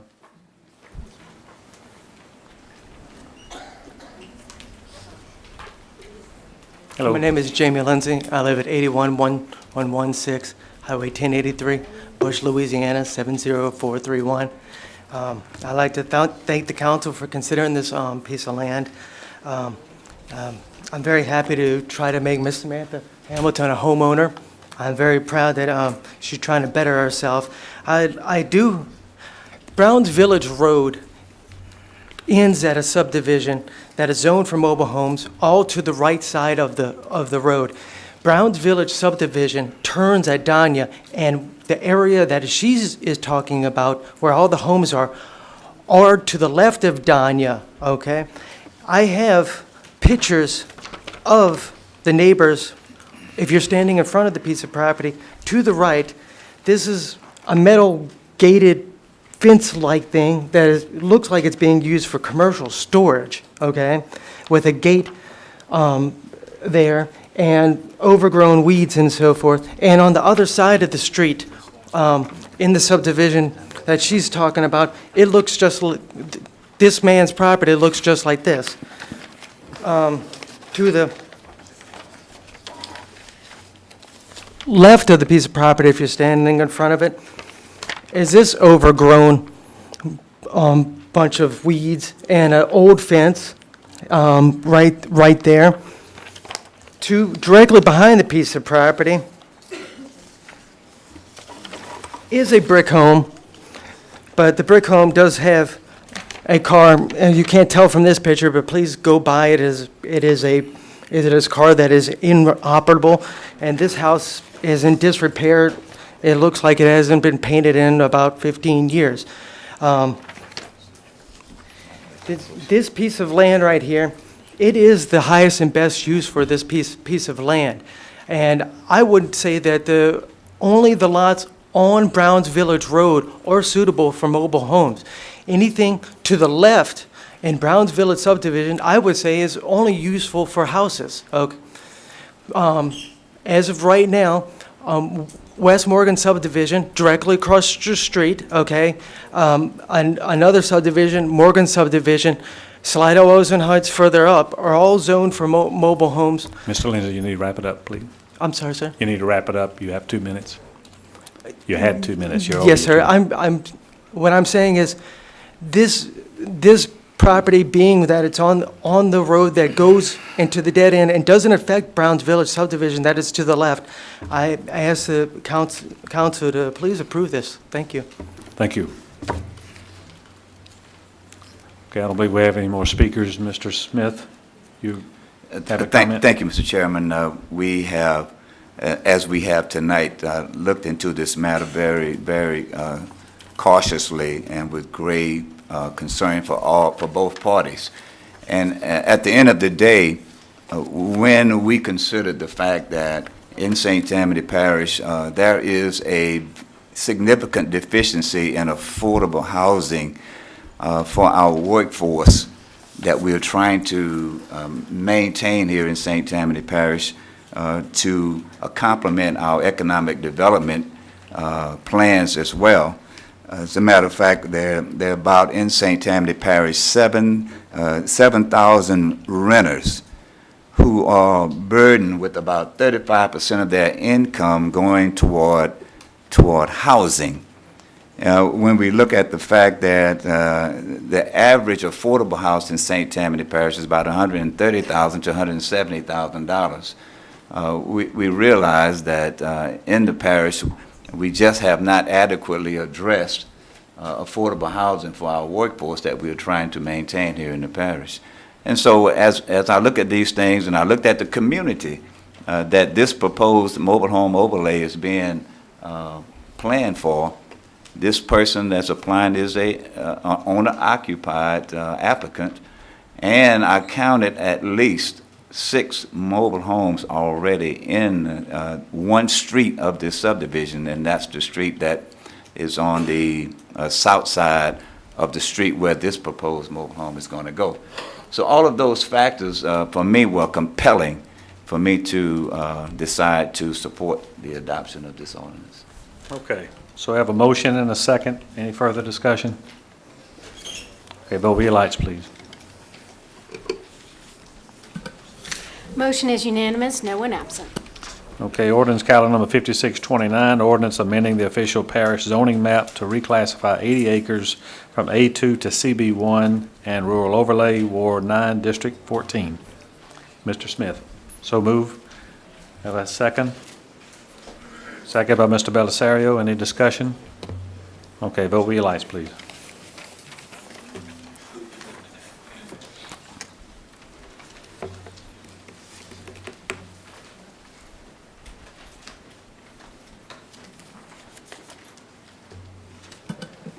Motion is unanimous, no one absent. Okay, ordinance calendar number 5630, ordinance amending the parish zoning map to reclassify 1.85 acres from A3 and A1 to PF1, Ward 1, District 3. Motion by Mr. Thompson, second by Mr. Lorino. Any discussion? Okay, vote with your lights, please. Motion is unanimous, no one absent. Ordinance amending the official, 5631, ordinance amending the official parish zoning map to reclassify 19 acres from NC5 and A4 to PUD, Ward 1, District 1. Motion by Mr. Thompson, second by Mr. Lorino. Any discussion? Vote with your lights, please. Motion is unanimous, no one absent. Thank you.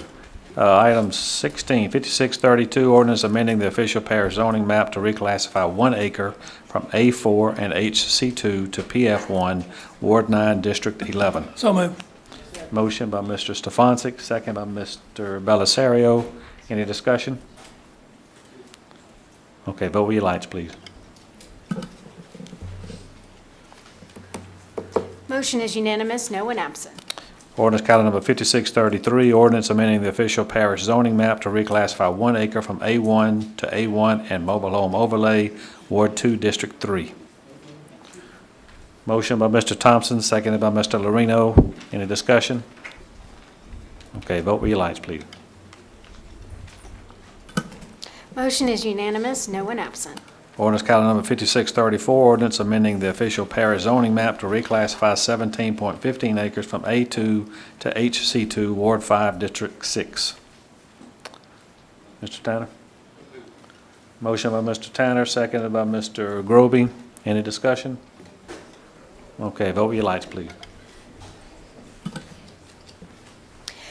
Motion is unanimous, no one absent. Ordinance calendar number 5635, ordinance amending the official parish zoning map to reclassify 24.14 acres from A1 to A2 and A3, Ward 1, District 3. Motion by Mr. Thompson, seconded by Mr. Lorino. Any discussion? Okay, vote with your lights, please.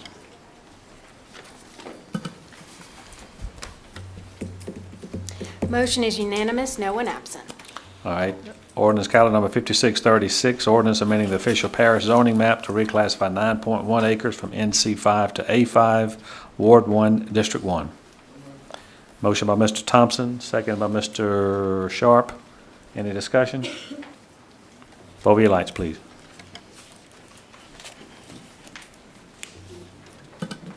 Motion is unanimous, no one absent. All right. Ordinance calendar number 5637, ordinance establishing a no parking on pavement zone on portion of Melissa Lane, Ward 3, District 2. Mr. Sharp? Okay. Motion by Mr. Sharp, seconded by Mr. Lorino. Any discussion? All right, vote with your lights, please. Motion is unanimous, no one absent.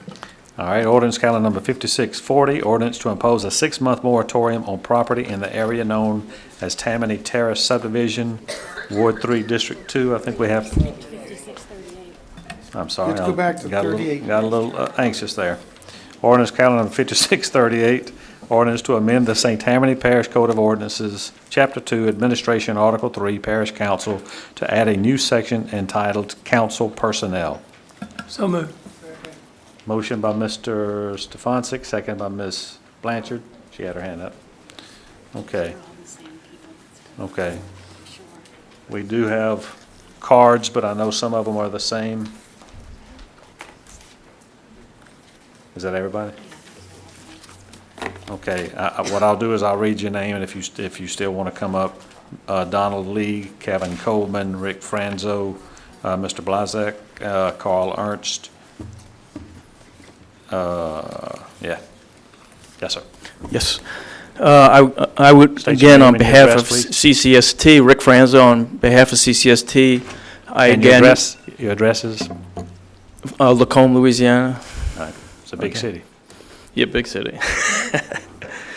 Anyway, we strongly oppose this ordinance, as we did the other one, 5638 and 5644. And I just want to bring something to your attention, too, that you need to think about, is that when you go down this path and if you decide you're going to vote yes, and you set up your legal departments, you're also in a position where you're going to be using public funds for something that could be an illegal entity. And that being said, it would put you all in a position of malfeasance. And I think doing this now during the time of litigation is wrong. And again, you are slapping the face of the citizens of St. Tammany Parish. Okay, I have a motion and a second, I think. Did I? Yeah. Anyone else? Any further discussion? Vote with your lights, please.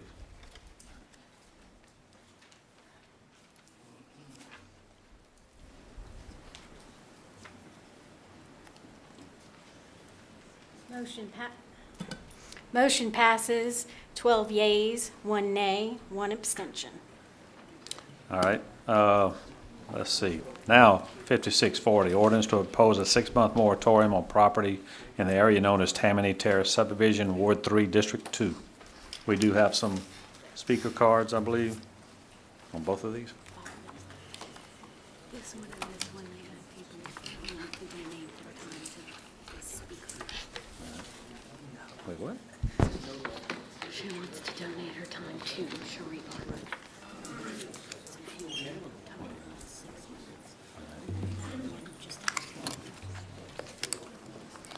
Okay, so I have Ms. Cherie Barton, and I have Julie Geruso and Michael Geruso, who suggested that she can have your time if you need it. So, Ms. Cherie Barton?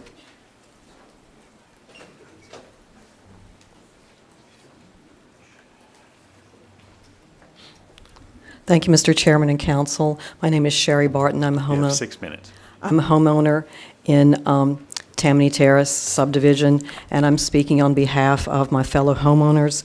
We want to share with you, we have 4 copies for you of the complete sets of 794 signatures of our community members who are in support of this moratorium.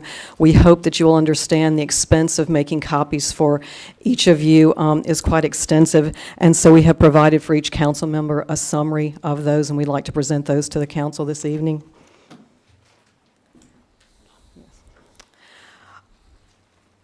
Also, we'd like to speak to a few of the points that we know the North Shore Housing Initiative has addressed, similar to what our councilman has said earlier about workforce housing.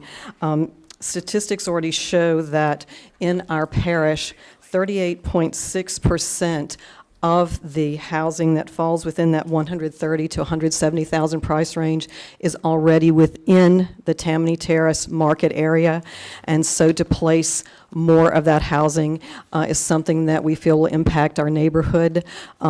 We have traffic issues on the Lee Road area. We have some drainage issues that need to be considered. There's a huge impact. Also, the grant and the proposed homes, 16 homes in a neighborhood that only has 35 is a tremendous impact. We're asking that there be this moratorium so that all the issues can be studied fully, and we're asking the council to support this moratorium. Thank you. Thank you.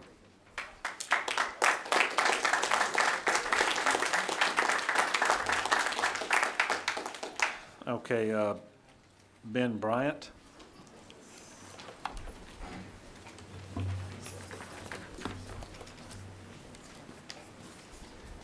Mr. Chairman, ladies and gentlemen of the council, I'd like to thank you for giving me this opportunity to speak. My name is Ben Bryant. My wife Stephanie and 2 kids. We're residents of Tammany Terrace, and we've been there for the past 9 years. And we support the 6-month moratorium. This time is needed to study the infrastructure inside our current community to see if it can support the addition of 16 homes. We currently have a drainage issue, and I brought some photographs that I'd like to submit to the council here. The first 2 photographs depict a flood event that happened on February 24th, just from a localized rainfall. The other photographs show the current condition of the drainage in the neighborhood. The sewage and stormwater from our neighborhood drain into 2 retention ponds at the front of the subdivision. The photographs clearly depict showing that the intakes to the retention ponds are silted in. The ponds are completely choked with vegetation, and the outflows are no longer connected to the pond, not allowing the drainage to flow. 16 more homes will overwhelm this current drainage system. So we're asking that you impose this moratorium to take the 6 months, to take time to study the current infrastructure in the neighborhood, to develop some solutions and have the developers implement these solutions before more residents are added, and it further impacts our infrastructure and possibly causes health issues for our community. Thank you. Thank you.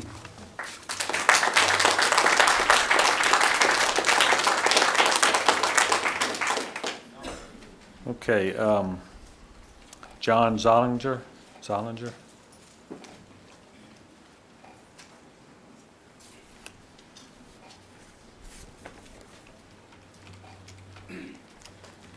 Good evening.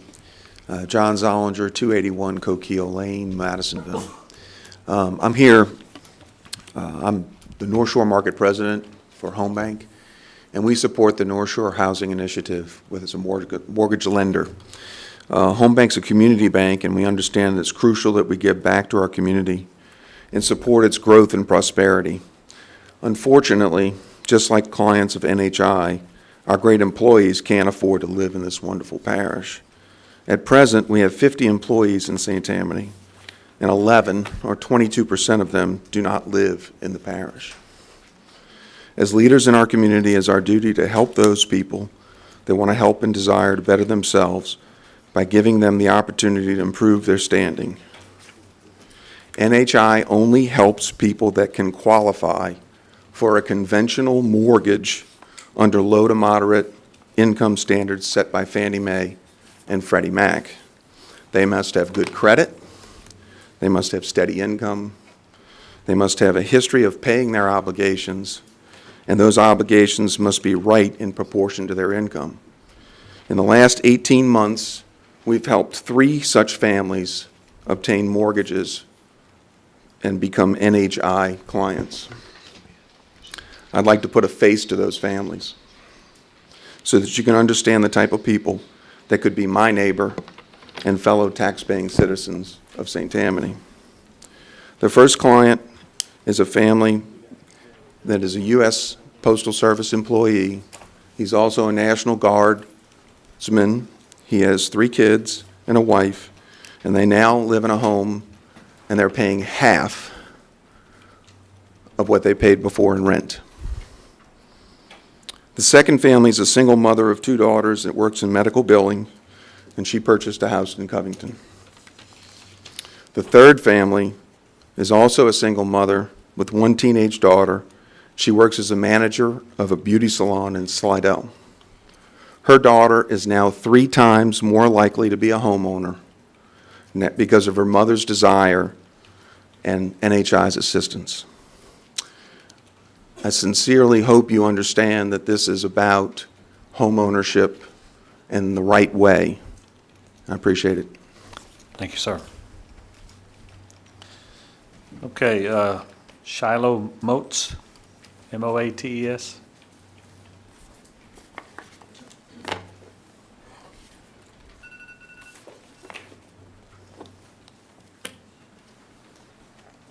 State your name and your address, please.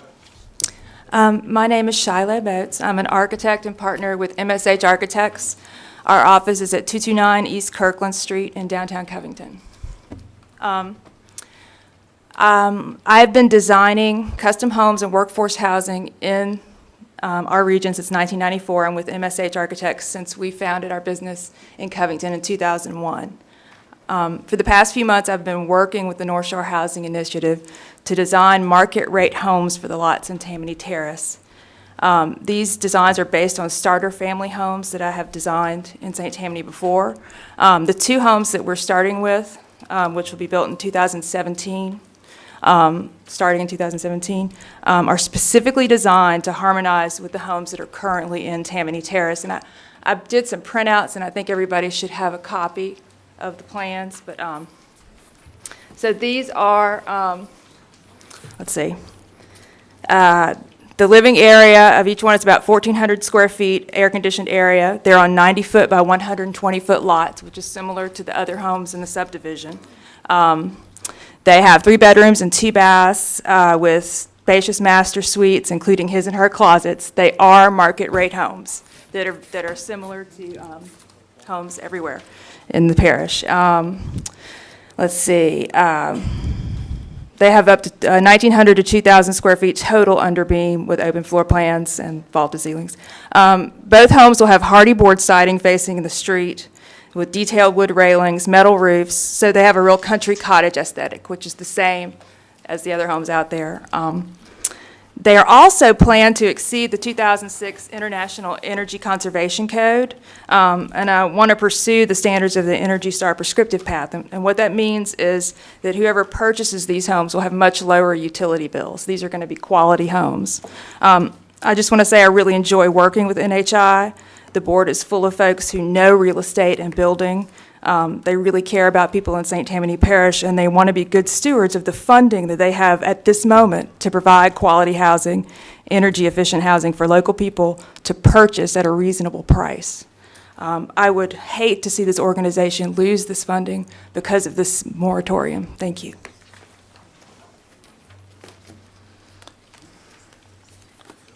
Okay, Sean, M-A-C-O-M-B-S or R? Close.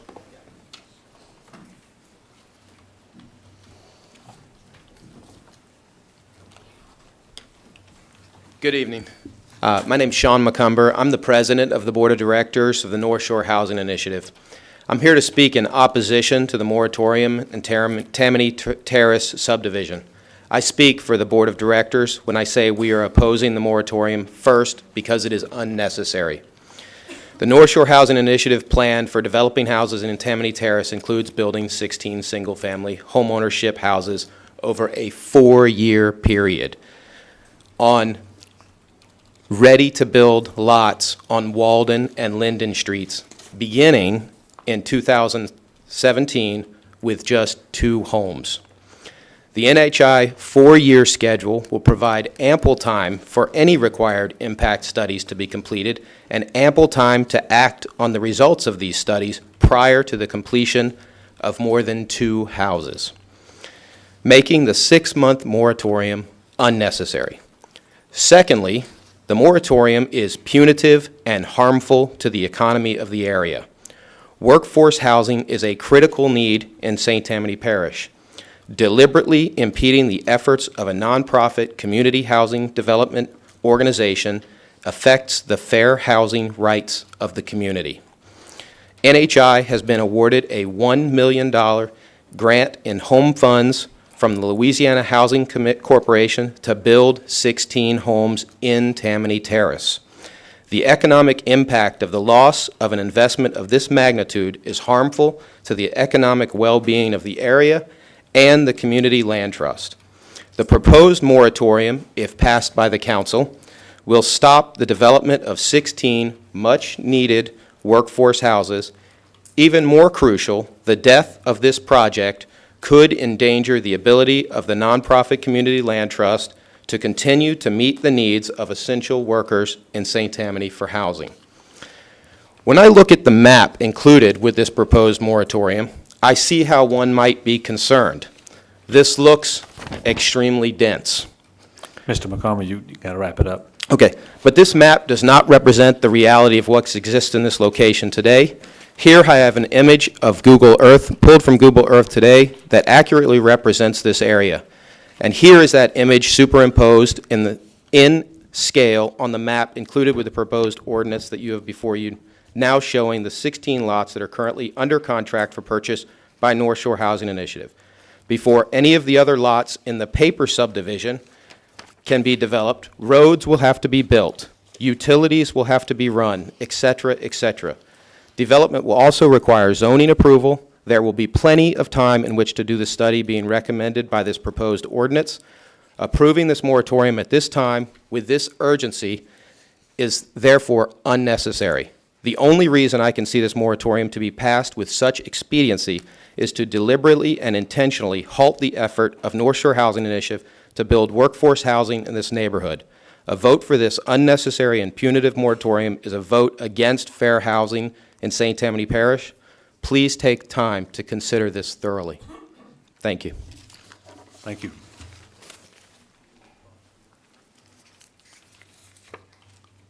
Okay, I don't see any more cards. Mr. Sharp, you have a vote? Move to approve. Okay, have a motion to approve the ordinance, second by Mr. Thompson. Mr. Dean, if you don't mind, I'd like the record to reflect that I'm recusing myself on this vote, All right, thank you, sir. as well as, of course, the discussion. Okay, we have one more. Mr. Belisario? I've worked in this particular area of my community service. I serve on the St. Tammany Housing and Homeless Alliance, and I've got a serious concern with this because of the loss of the $1 million. This rolls over.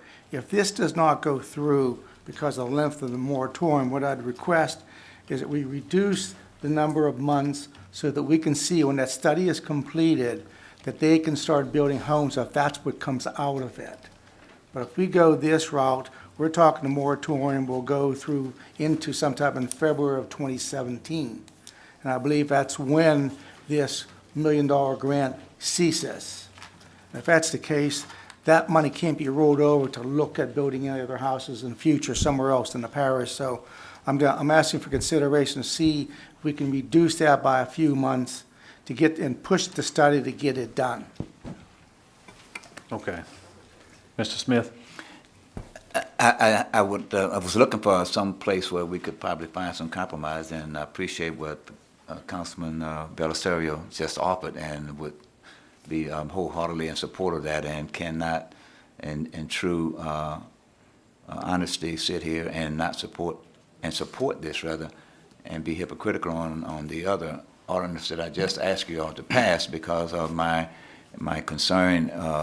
Number one, historically, of working with the 2025 master plan that we put together in the mid-90s, that had as one of its components affordable housing.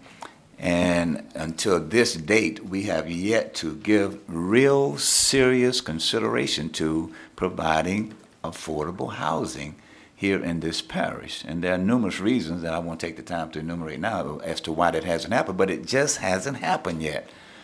And so this particular piece is just, as I appreciate it, adding another building block for us trying to get there. And I would ask also if we would consider maybe shortening that period of time along with Mr. Belisario's recommendation. Mr. Chair, I'd like to put forth an amendment to reduce the moratorium time frame from 6 months to 3 months. Second. We have a motion by Mr. Belisario to amend the moratorium from 6 months to 3 months, and I have it second by Ms. Michelle Blanchard. Any discussion? Okay, vote with your lights, please. Again, Mr. Chairman, for purposes of the record, I'm recusing myself on the amendment vote also.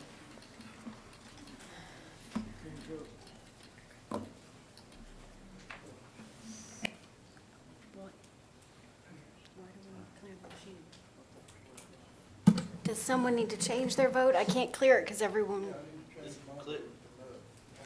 Thompson is a no. all right. That's still.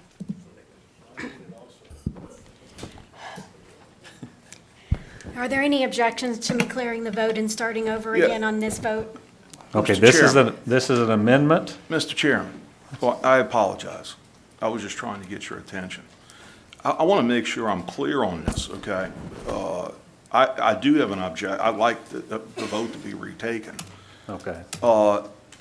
This is an amendment going from 6 months to 3 months. That's all it is. Okay, but, Mr. Sharp, did you want to comment on this? I'd like to leave the motion as it originally was made. Okay, and I'm only asking because it happens to be your council district, and, you know. He made the motion. The original motion, Mr. Belisario amended. No, I understand, okay, but I was personally confused. It's not their fault, okay? Okay, so just so everybody understands, this is an amendment to the original motion going from 6 month moratorium to a 3 month moratorium. Okay, vote with your lights, please.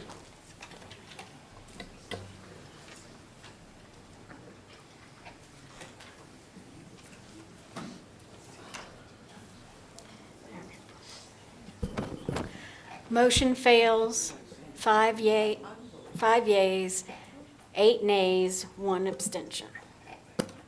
Okay, now we will vote on the original. Oh, pardon me.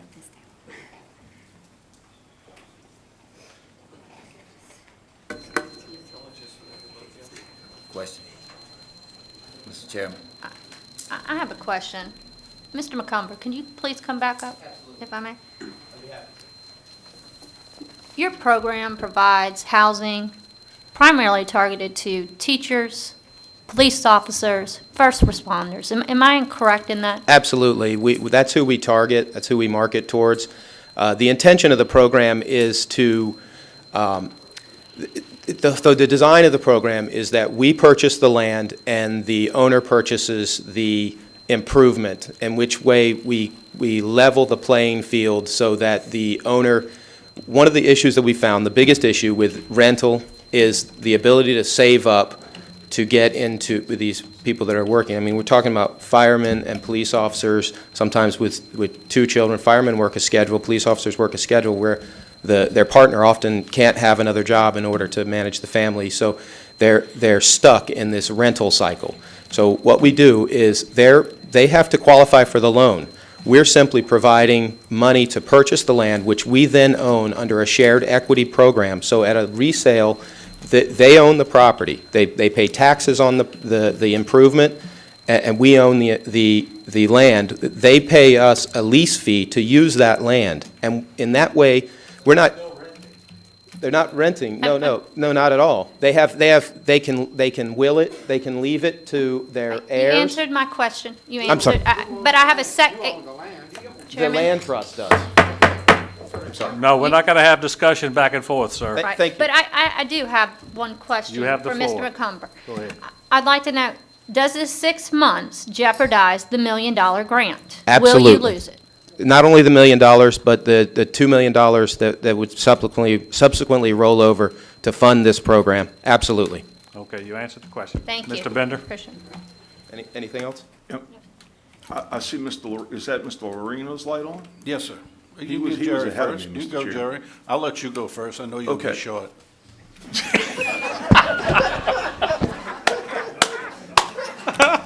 Brief. I love you. Mike knows I got a good sense of humor, man. You got me at the last meeting, Mike, with knowing more about mosquito abatement than me. All right, let's go. Sir, let me ask you a question. Yes, sir. There are reasons to have a moratorium. There are legitimate reasons to have a moratorium, okay? Now, I'm not as familiar with this as Mr. Sharp is, okay? But let me just ask this, okay? Is your organization going to continue to own the land? Our organization, we're a nonprofit. Primarily, our major funding source right now is St. Tammany Parish. Our charter states that in the event that our organization goes, we're totally nonprofit, all run by volunteers. In the event that our organization ceases to exist, the ownership of the land goes back to St. Tammany Parish. So the people then have no opportunity to own the land? In this program, I'd have to clarify with as to whether or not that's the case. I'm not so sure. As my understanding is that the land goes back to St. Tammany Parish, but they have a lease that will never end. They can continue to live and own the improvement. They can will it to future heirs. They can sell it, yes, absolutely. Okay, wait, sorry. I'm sorry. Mr. Bender, let me see what Ms. Brister has to say. Okay. I think, and you've done a good job of trying to explain what that program is. The idea of the land The trust. idea of a land trust. It's not new, it's all over this country, and it is to keep the home affordable. So someone does not go in, buy it, prices go up, they sell it, move out, and make money. It's to keep the house or home affordable. And to do that, an entity owns the land and the homeowner owns the home. That's how an NLA works. And we set that up 2 or 3 years ago, I think, to try to get some affordable housing here in St. Tammany. It's called It's NLA. permanently affordable. It's permanently affordable. When it's sold later, then you deduct, say that the over 10 years, the value of the land, the value of the property has increased. the land, the value of the land stays out of the equation. So when it's sold later to someone else that would qualify for this program, another firefighter, another teacher, they would buy the improvement, the value of the land that has appreciated significantly in value, that they don't have to pay for that because we have that equity, or we all have that equity. The land trust has that equity. Therefore, it's not just giving money to somebody who then can in 5 years profit from it. It's creating a situation where we're going to continue. We always have to have new teachers. You know, they're not all, we have to have new firefighters. We got to answer the question, and then Yes, we I'm have sorry. 3 other people. Are you finished, Mr. Mr. Chairman, Bender? I just have one follow-up, if I could, after hearing more. So, y'all own the land. The Look, I'm for- nonprofit organization owns Here's that. the thing. I'm for affordable housing, okay? A moratorium is not a no. So I'm simply a bit, and this is my problem, I'm a bit confused on 3 months, 6 months, okay? Because Right. either way, it's a moratorium. Right. But my question is, if the person, and I'm all for affordable housing, I agree with you 100%, but if the person can sell the home to another person, is there a restriction on how much they can sell it for?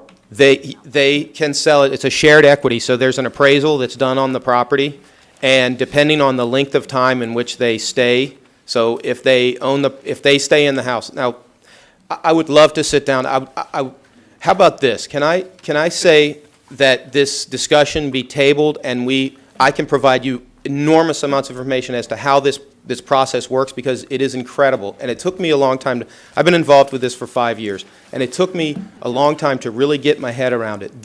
I don't believe in handouts. I worked my butt off to get what I have, and I know lots of other people here did. And this is a program to create permanent, long-term, affordable housing where people they've got, you know, something in the game. They have to buy this. They have to qualify. You heard from John Zollinger, who said that they have to be able to qualify for the loan in order to do this. They own the house. We cannot go on the property. We don't do anything to take that away from them. They can leave it to their heirs, or if they choose to sell it, there's a shared equity program. So, and we have a rate. So if they sell it within 5 years, then they're only eligible to take 20% of the equity out of the house and move forward. It's very limited. The longer term they stay, they can make more of the equity out, but therefore it remains permanently affordable, so we can continue to help our teachers and our firefighters and the people that we need in this parish to support us. Mr. Bender, is that answering your question? It answers my question, Mr. Chairman. The only thing I guess I wish is. Because I got 6 more lights on. Is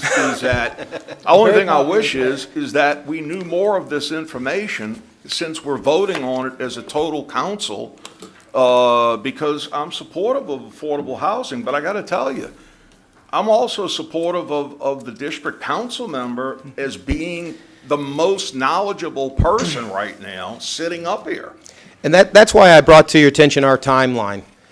You know, we're only going to be building 2 houses. If I'm a contractor in this, and I could go and I can build a house in just about any lot. There was a lot purchased in this neighborhood for $18,000 in September of 2015. A house was built on it similar to the house that we're building today, that we're proposing to build. A house is on the market right now for, I believe, $289,000. We anticipate our appraisals coming in at $279,000 to $280,000, and we're paying $25,000 a piece for these lots. We're going to increase the value of the homes in this. We're going to increase the value because we're going to buy 16 homes for $25,000 right now, when the last lot that sold in your neighborhood was $18,000. Okay. I could go in as a builder. Yeah, please, Okay. let me stop you and I'm very answer some passionate. lights. Mr. Lorino. Thank you, Mr. Chairman. I just want to say a couple of things. Thank you. Councilman Bender said, I think, something very important. You know, we're sitting here right now. This is the first time that I heard. Actually, to be honest with you, I heard about it on Friday. Yes. Okay? And I'm all for affordable housing. Okay? I'm Absolutely. all for first responders. I'm all for that. Absolutely. But I'm also for people that have bought a house in an area, okay? And I don't know enough. I'm sitting here, and believe me, I'm still sitting here listening that you're gonna own the house, or the property, and someone else is gonna own the house. And as you said, you know, that can cause a problem just in my little brain, okay? Mr. Lorino, could I stop you? Yes, sir. If nobody has a question for him, I'd like for him to sit down and you make your statement. Sure, that's fine. Yeah. Okay, thank you. And Thank you. I'm available to Thank you. answer any future questions. Thank you. So, I'm just very, very confused on it, Mr. Chairman, at this time, and as Mr. Bender said, you know, I mean, we're getting this here now, and I want to help people get a house, but then I also want to respect people that have a subdivision, that bought a piece of property without that being in there. And so, we have to have a little more time, and that's why I'm going to go as I would, and I know the councilman for that district, I'm sure Councilman Sharp's still going to talk to them about this and try to work this out. And so I just wanted to say that. I don't want somebody to be perceived as I'm not for affordable housing. Okay? Who was next? I'm sorry.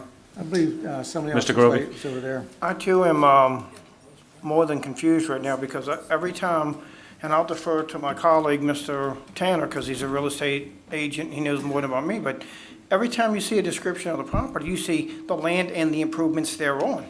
And that's how you sell. I mean, my home isn't just taxed on the home, it's a tax on the improvements to my land. So I cannot wrap my mind around how you can own a house and not quite own the land if you're making a mortgage. And that part of the equation doesn't come in because our property tax, it'll be really low in this area, I assume. It's got to be effective somehow. I need more information. I'll support Councilman Sharp's moratorium for 6 months. Mr. Chairman, could I just add one thing? Certainly. It's no different from a condominium. You buy the improvement, you do not own the land of a condominium. That's basically the same premise. Good analogy. Okay, Mr. Tanner? Well, you know, we could discuss this all night, but the real problem here is not just one particular subdivision. It's the 5,000 lots that we have in this parish on paper subdivisions.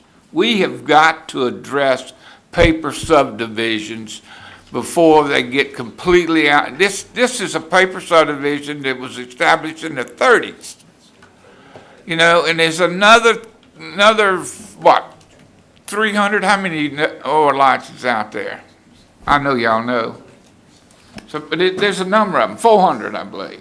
And they're 25-foot lots. So if you put two of them together, make 50-foot lots, which some of them are built on. Now, he said they were going to be 90 by 120-foot lots. Maybe there are some lots out there like that, but there are also some lots out there that are 50 by 120. And those could be built on just as well as the 90 by 120. We need to address paper subdivisions in this parish before we get more problems like we have off of Harrison Avenue, like we have other, you know, off of Ozone, on my end of the parish, and I'm Brewster sure Road. you got Brown Switch Road on y'all's end of the parish. So, you know, we need to address that. And the time comes, I'm sorry it comes now, but I mean, hey, I'm supporting of the ordinance. Okay, who was first? Mr. Belisario? You want to go first? I'll be 2 seconds. I just want to clarify the 3 versus 6 months. Jerry said he was confused. The 6-month period takes us past the timeline for them to utilize the $1 million. Once that's gone, it's gone. As far as I know from my involvement, they're going to have a difficult time getting back in line to get another $1 million in the future. I'm trying, I spoke to Dennis on the 6-month moratorium was to do the study, to see what has to be done, because I saw what you're talking about with the pictures. I have subdivisions like that now that are legacy subdivisions, like your paper subdivision, where there is waste in people's ditches, in their ponds and everything else. I understand that. And that's why I want this, when I said to take it to 3 months, was to ensure that the study that Dennis and I want to do can't be dragged on and on and on. It's get it done, because they're bringing up just what Richard said, a significant issue, the number of lots that are within paper subdivisions. I served on zoning back in the 80s and 90s. I worked with Sydney back in the middle 90s to raise to set up a combination of combining lots to get to a larger lot, to the 50-foot lots. That still didn't work. Now what they're trying to do, I agree with. If we go with the 3 months, what I was looking at, we can get it done to see if it's what can come out of that, and see if it would be any benefit in this area. If it's not, it's not. That's already been defeated. I wanted to clarify it for Jerry Bender. Thank you. Okay, thank you. Mr. Smith? Do you state? I think Chris was next. Yeah. Go ahead. Yeah, my concern is the condition of the area right now with their ponds and the sewage and everything. I imagine that's gonna fall on the parish's responsibility. I mean, after seeing the pictures, I don't think anything should go in until we get a handle on that first. And if we can get a handle on it and get it resolved fairly quickly, get the study through, and, you know, if we can do it in 3 months, great. But we have got to address what we have now, and we have serious issue, according to the photos, with sewage and drainage right now. Extremely serious, like a lot of areas, but this one looks pretty good, so, you know. I'm kind of with Gene, you know, let's not drag our feet on this and get this thing rolling, but, we gotta do something about that sewage. Mr. Smith?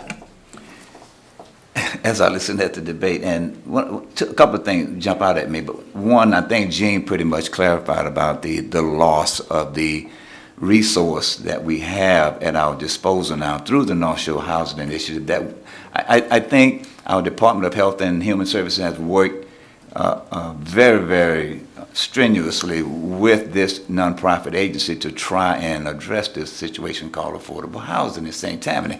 And so when we convolute the subject, talking about land ownership versus home ownership and the possibility of them selling it, it's no different than a mortgage that you or anybody else have on their home.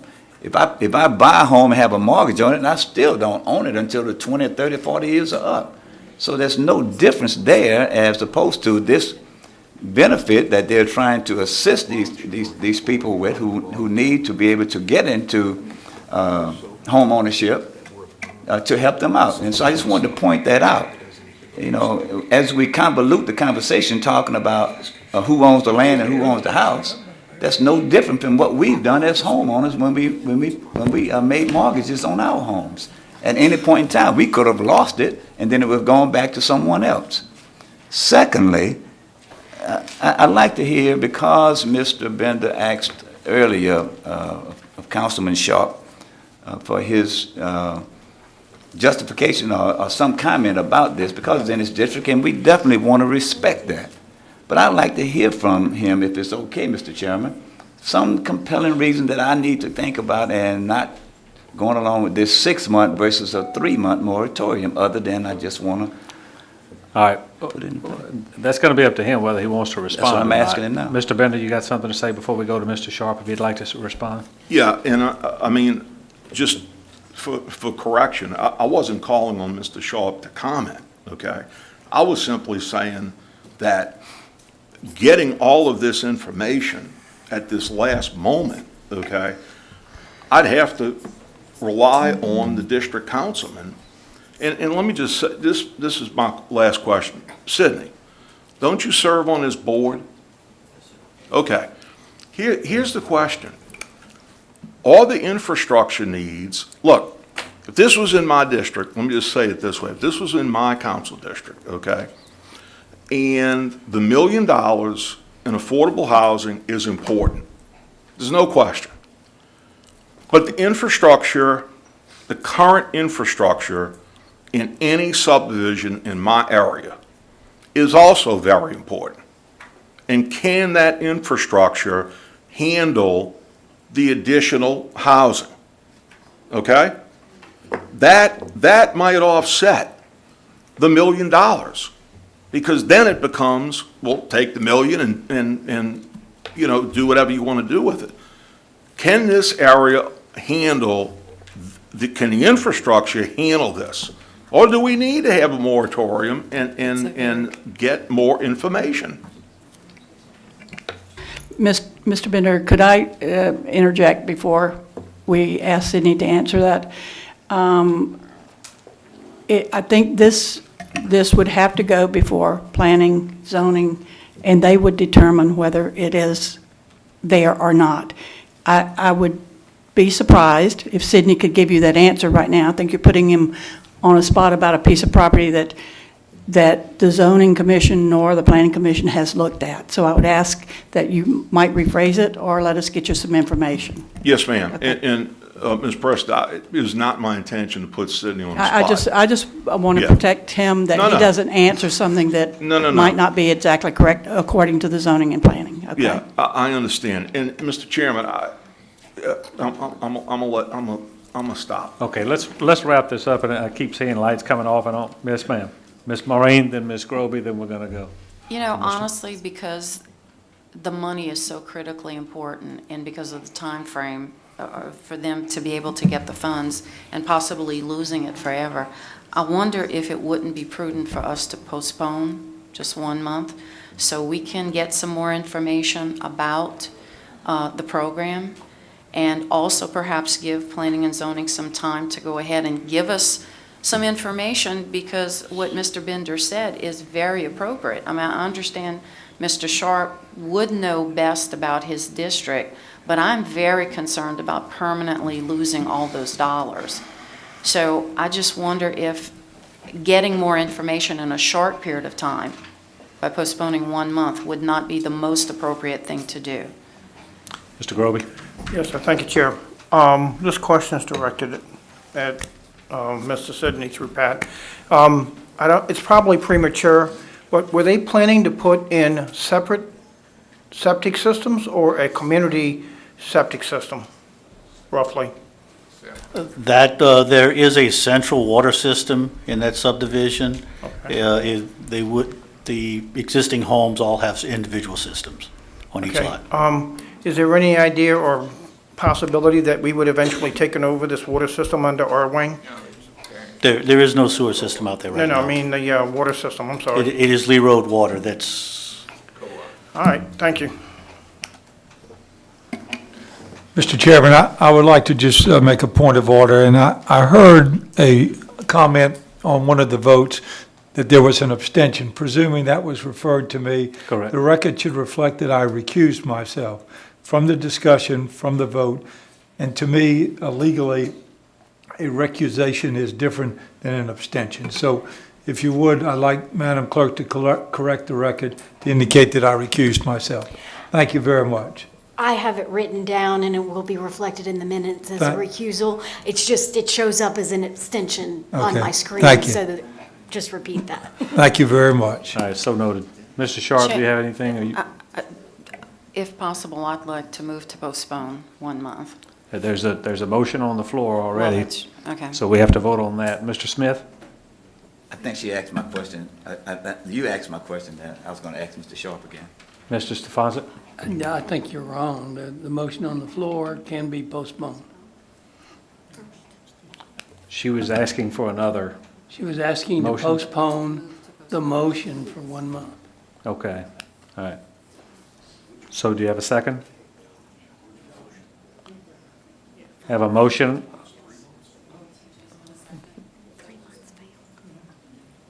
It's the motion on the 6-month. The motion on the 3 months failed. It is over with. So it would have to be about the 6-month moratorium, which we do have a motion on the floor to adopt it, but the postpone would be considered before that. Correct. So you want to postpone for a month?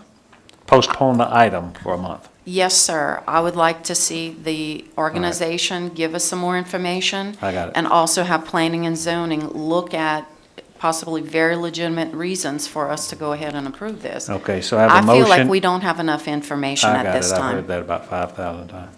Okay, so I have a motion, and I have a second by Mr. Smith to postpone.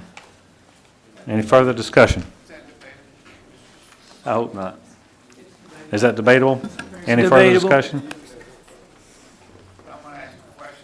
Well, ask a question. I don't know, quick. I'm gonna make a statement. There's no way that you're gonna answer all the questions that you have about a subdivision in a 4-week period before the next meeting. So this is just paper pushing for somebody's sake to say, I'm trying to say something, you know? We need to go ahead on, get the moratorium started. We have a meeting Monday starting to work on this project already. So it's not like we're gonna sit here and wait, but we can't do it in a month. And these people need to go find, if we're not gonna be able to do it here, they need to go find a piece of property they can put it on. Okay, so we have a motion to postpone, seconded by Mr. Smith. Any further discussion? Okay, this is a vote to postpone for a month, this item, not the moratorium, but this item. Vote with your lights, please.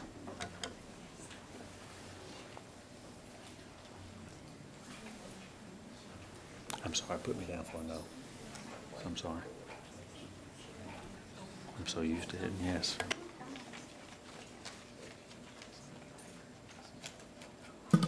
Motion fails, 4 yeas, 9 nays, 1 recusal.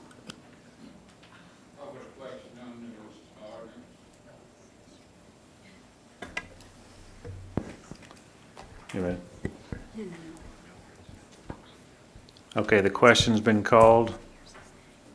There's a motion on the floor. Mr. Sharp, she's clear.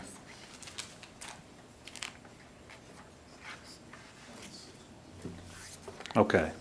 Mr. Sharp has a motion. There's a second. Any discussion? Okay. We're voting on the motion. The moratorium, 6-month moratorium.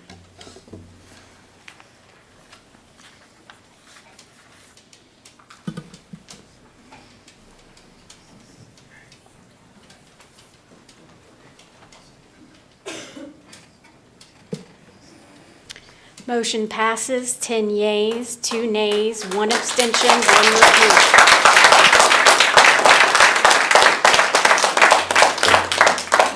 All right.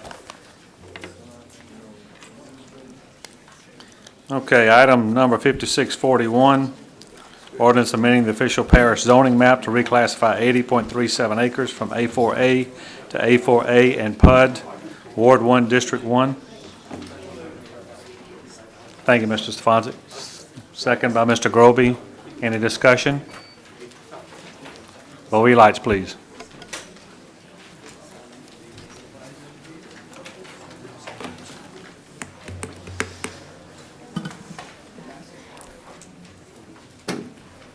Man, that thing is slow, Mr. huh? Sharp, Mr. Belisario. Motion is unanimous, no one absent. Okay, now we're down to the appointments. We have appointments resolution to appoint and reappoint 5 members. Y'all hang on with me. We're close. To appoint, reappoint 5 members to the St. Tammany Parish Commission on Cultural Affairs. I understand we have a little sheet. The nominees are Stephen Cefalu, Lisa Barnett, Jennifer Besh, Mandy Manzano, Michael Blanche, Margaret Laurent, Christina Montan, and Laura Heinz Prisco. So we're going to pass those out.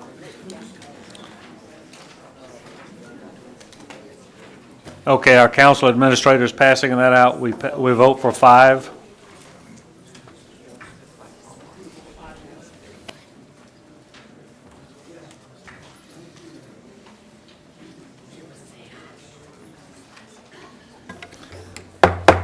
Okay, I'm checking to see if the council is understanding, Mr. Bender and we're voting for 5 or less?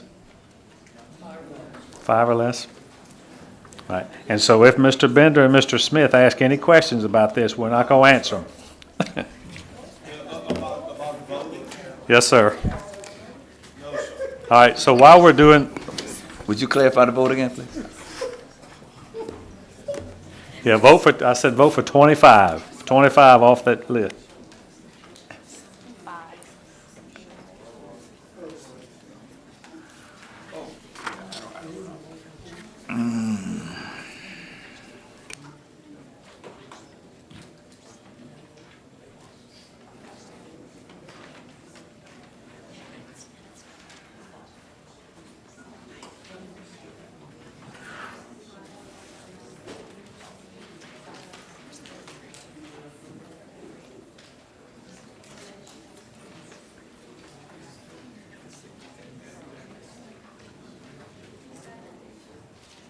Okay, while the votes are being counted, let's go on to number 3.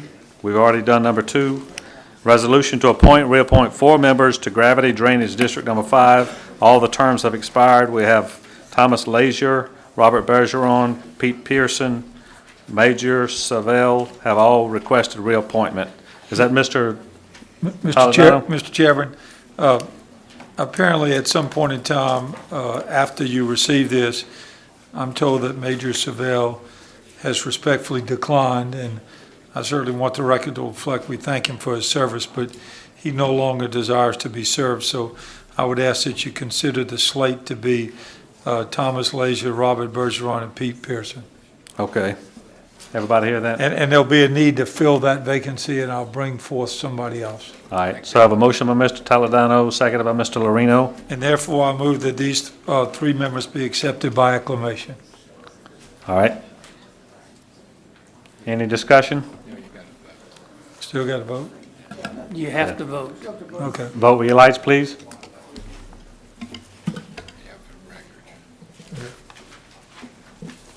Motion is unanimous, no one absent.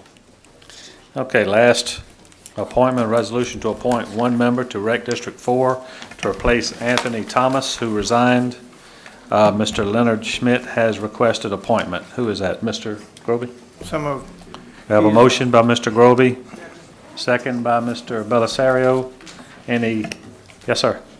Did you have? Yeah, I filled out a card, I want to be recognized by the council. Okay, can you tell me what it's about? What's your card about?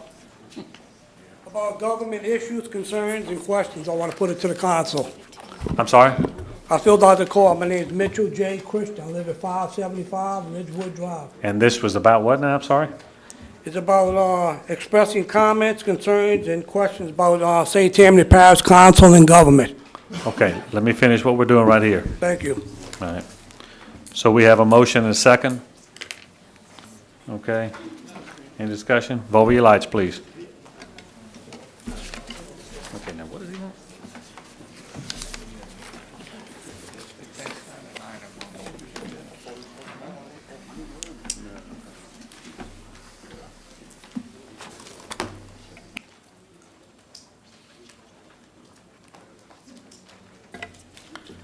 Okay, Motion is unanimous, no one absent. okay, Mr. Christian, I'm going to allow you about 2 minutes, sir. Huh?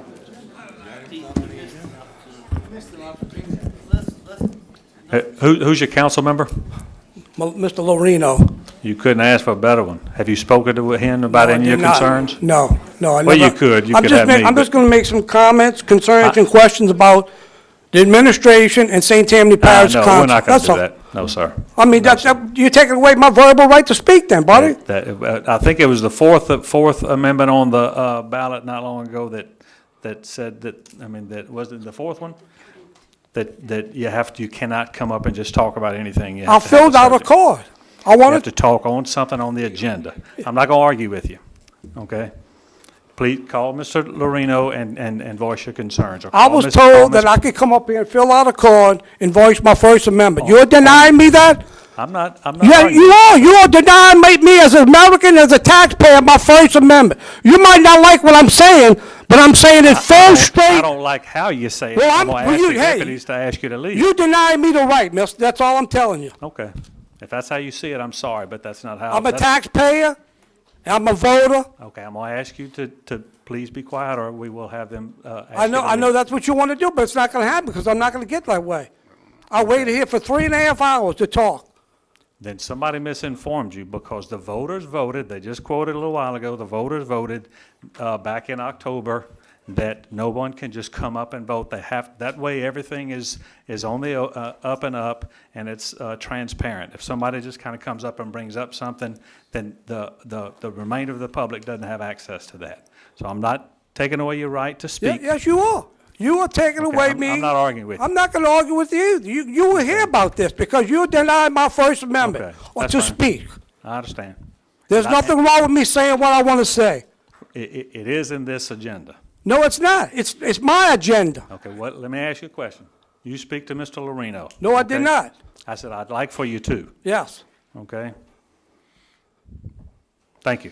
You can make a mistake by not recognizing me, I promise you that. Okay. You just Well, I- validated my First Amendment. You know what that is? I'll take Huh? that, I'll take My that. First Amendment oversees your government, state government, and the federal government. Could you all please?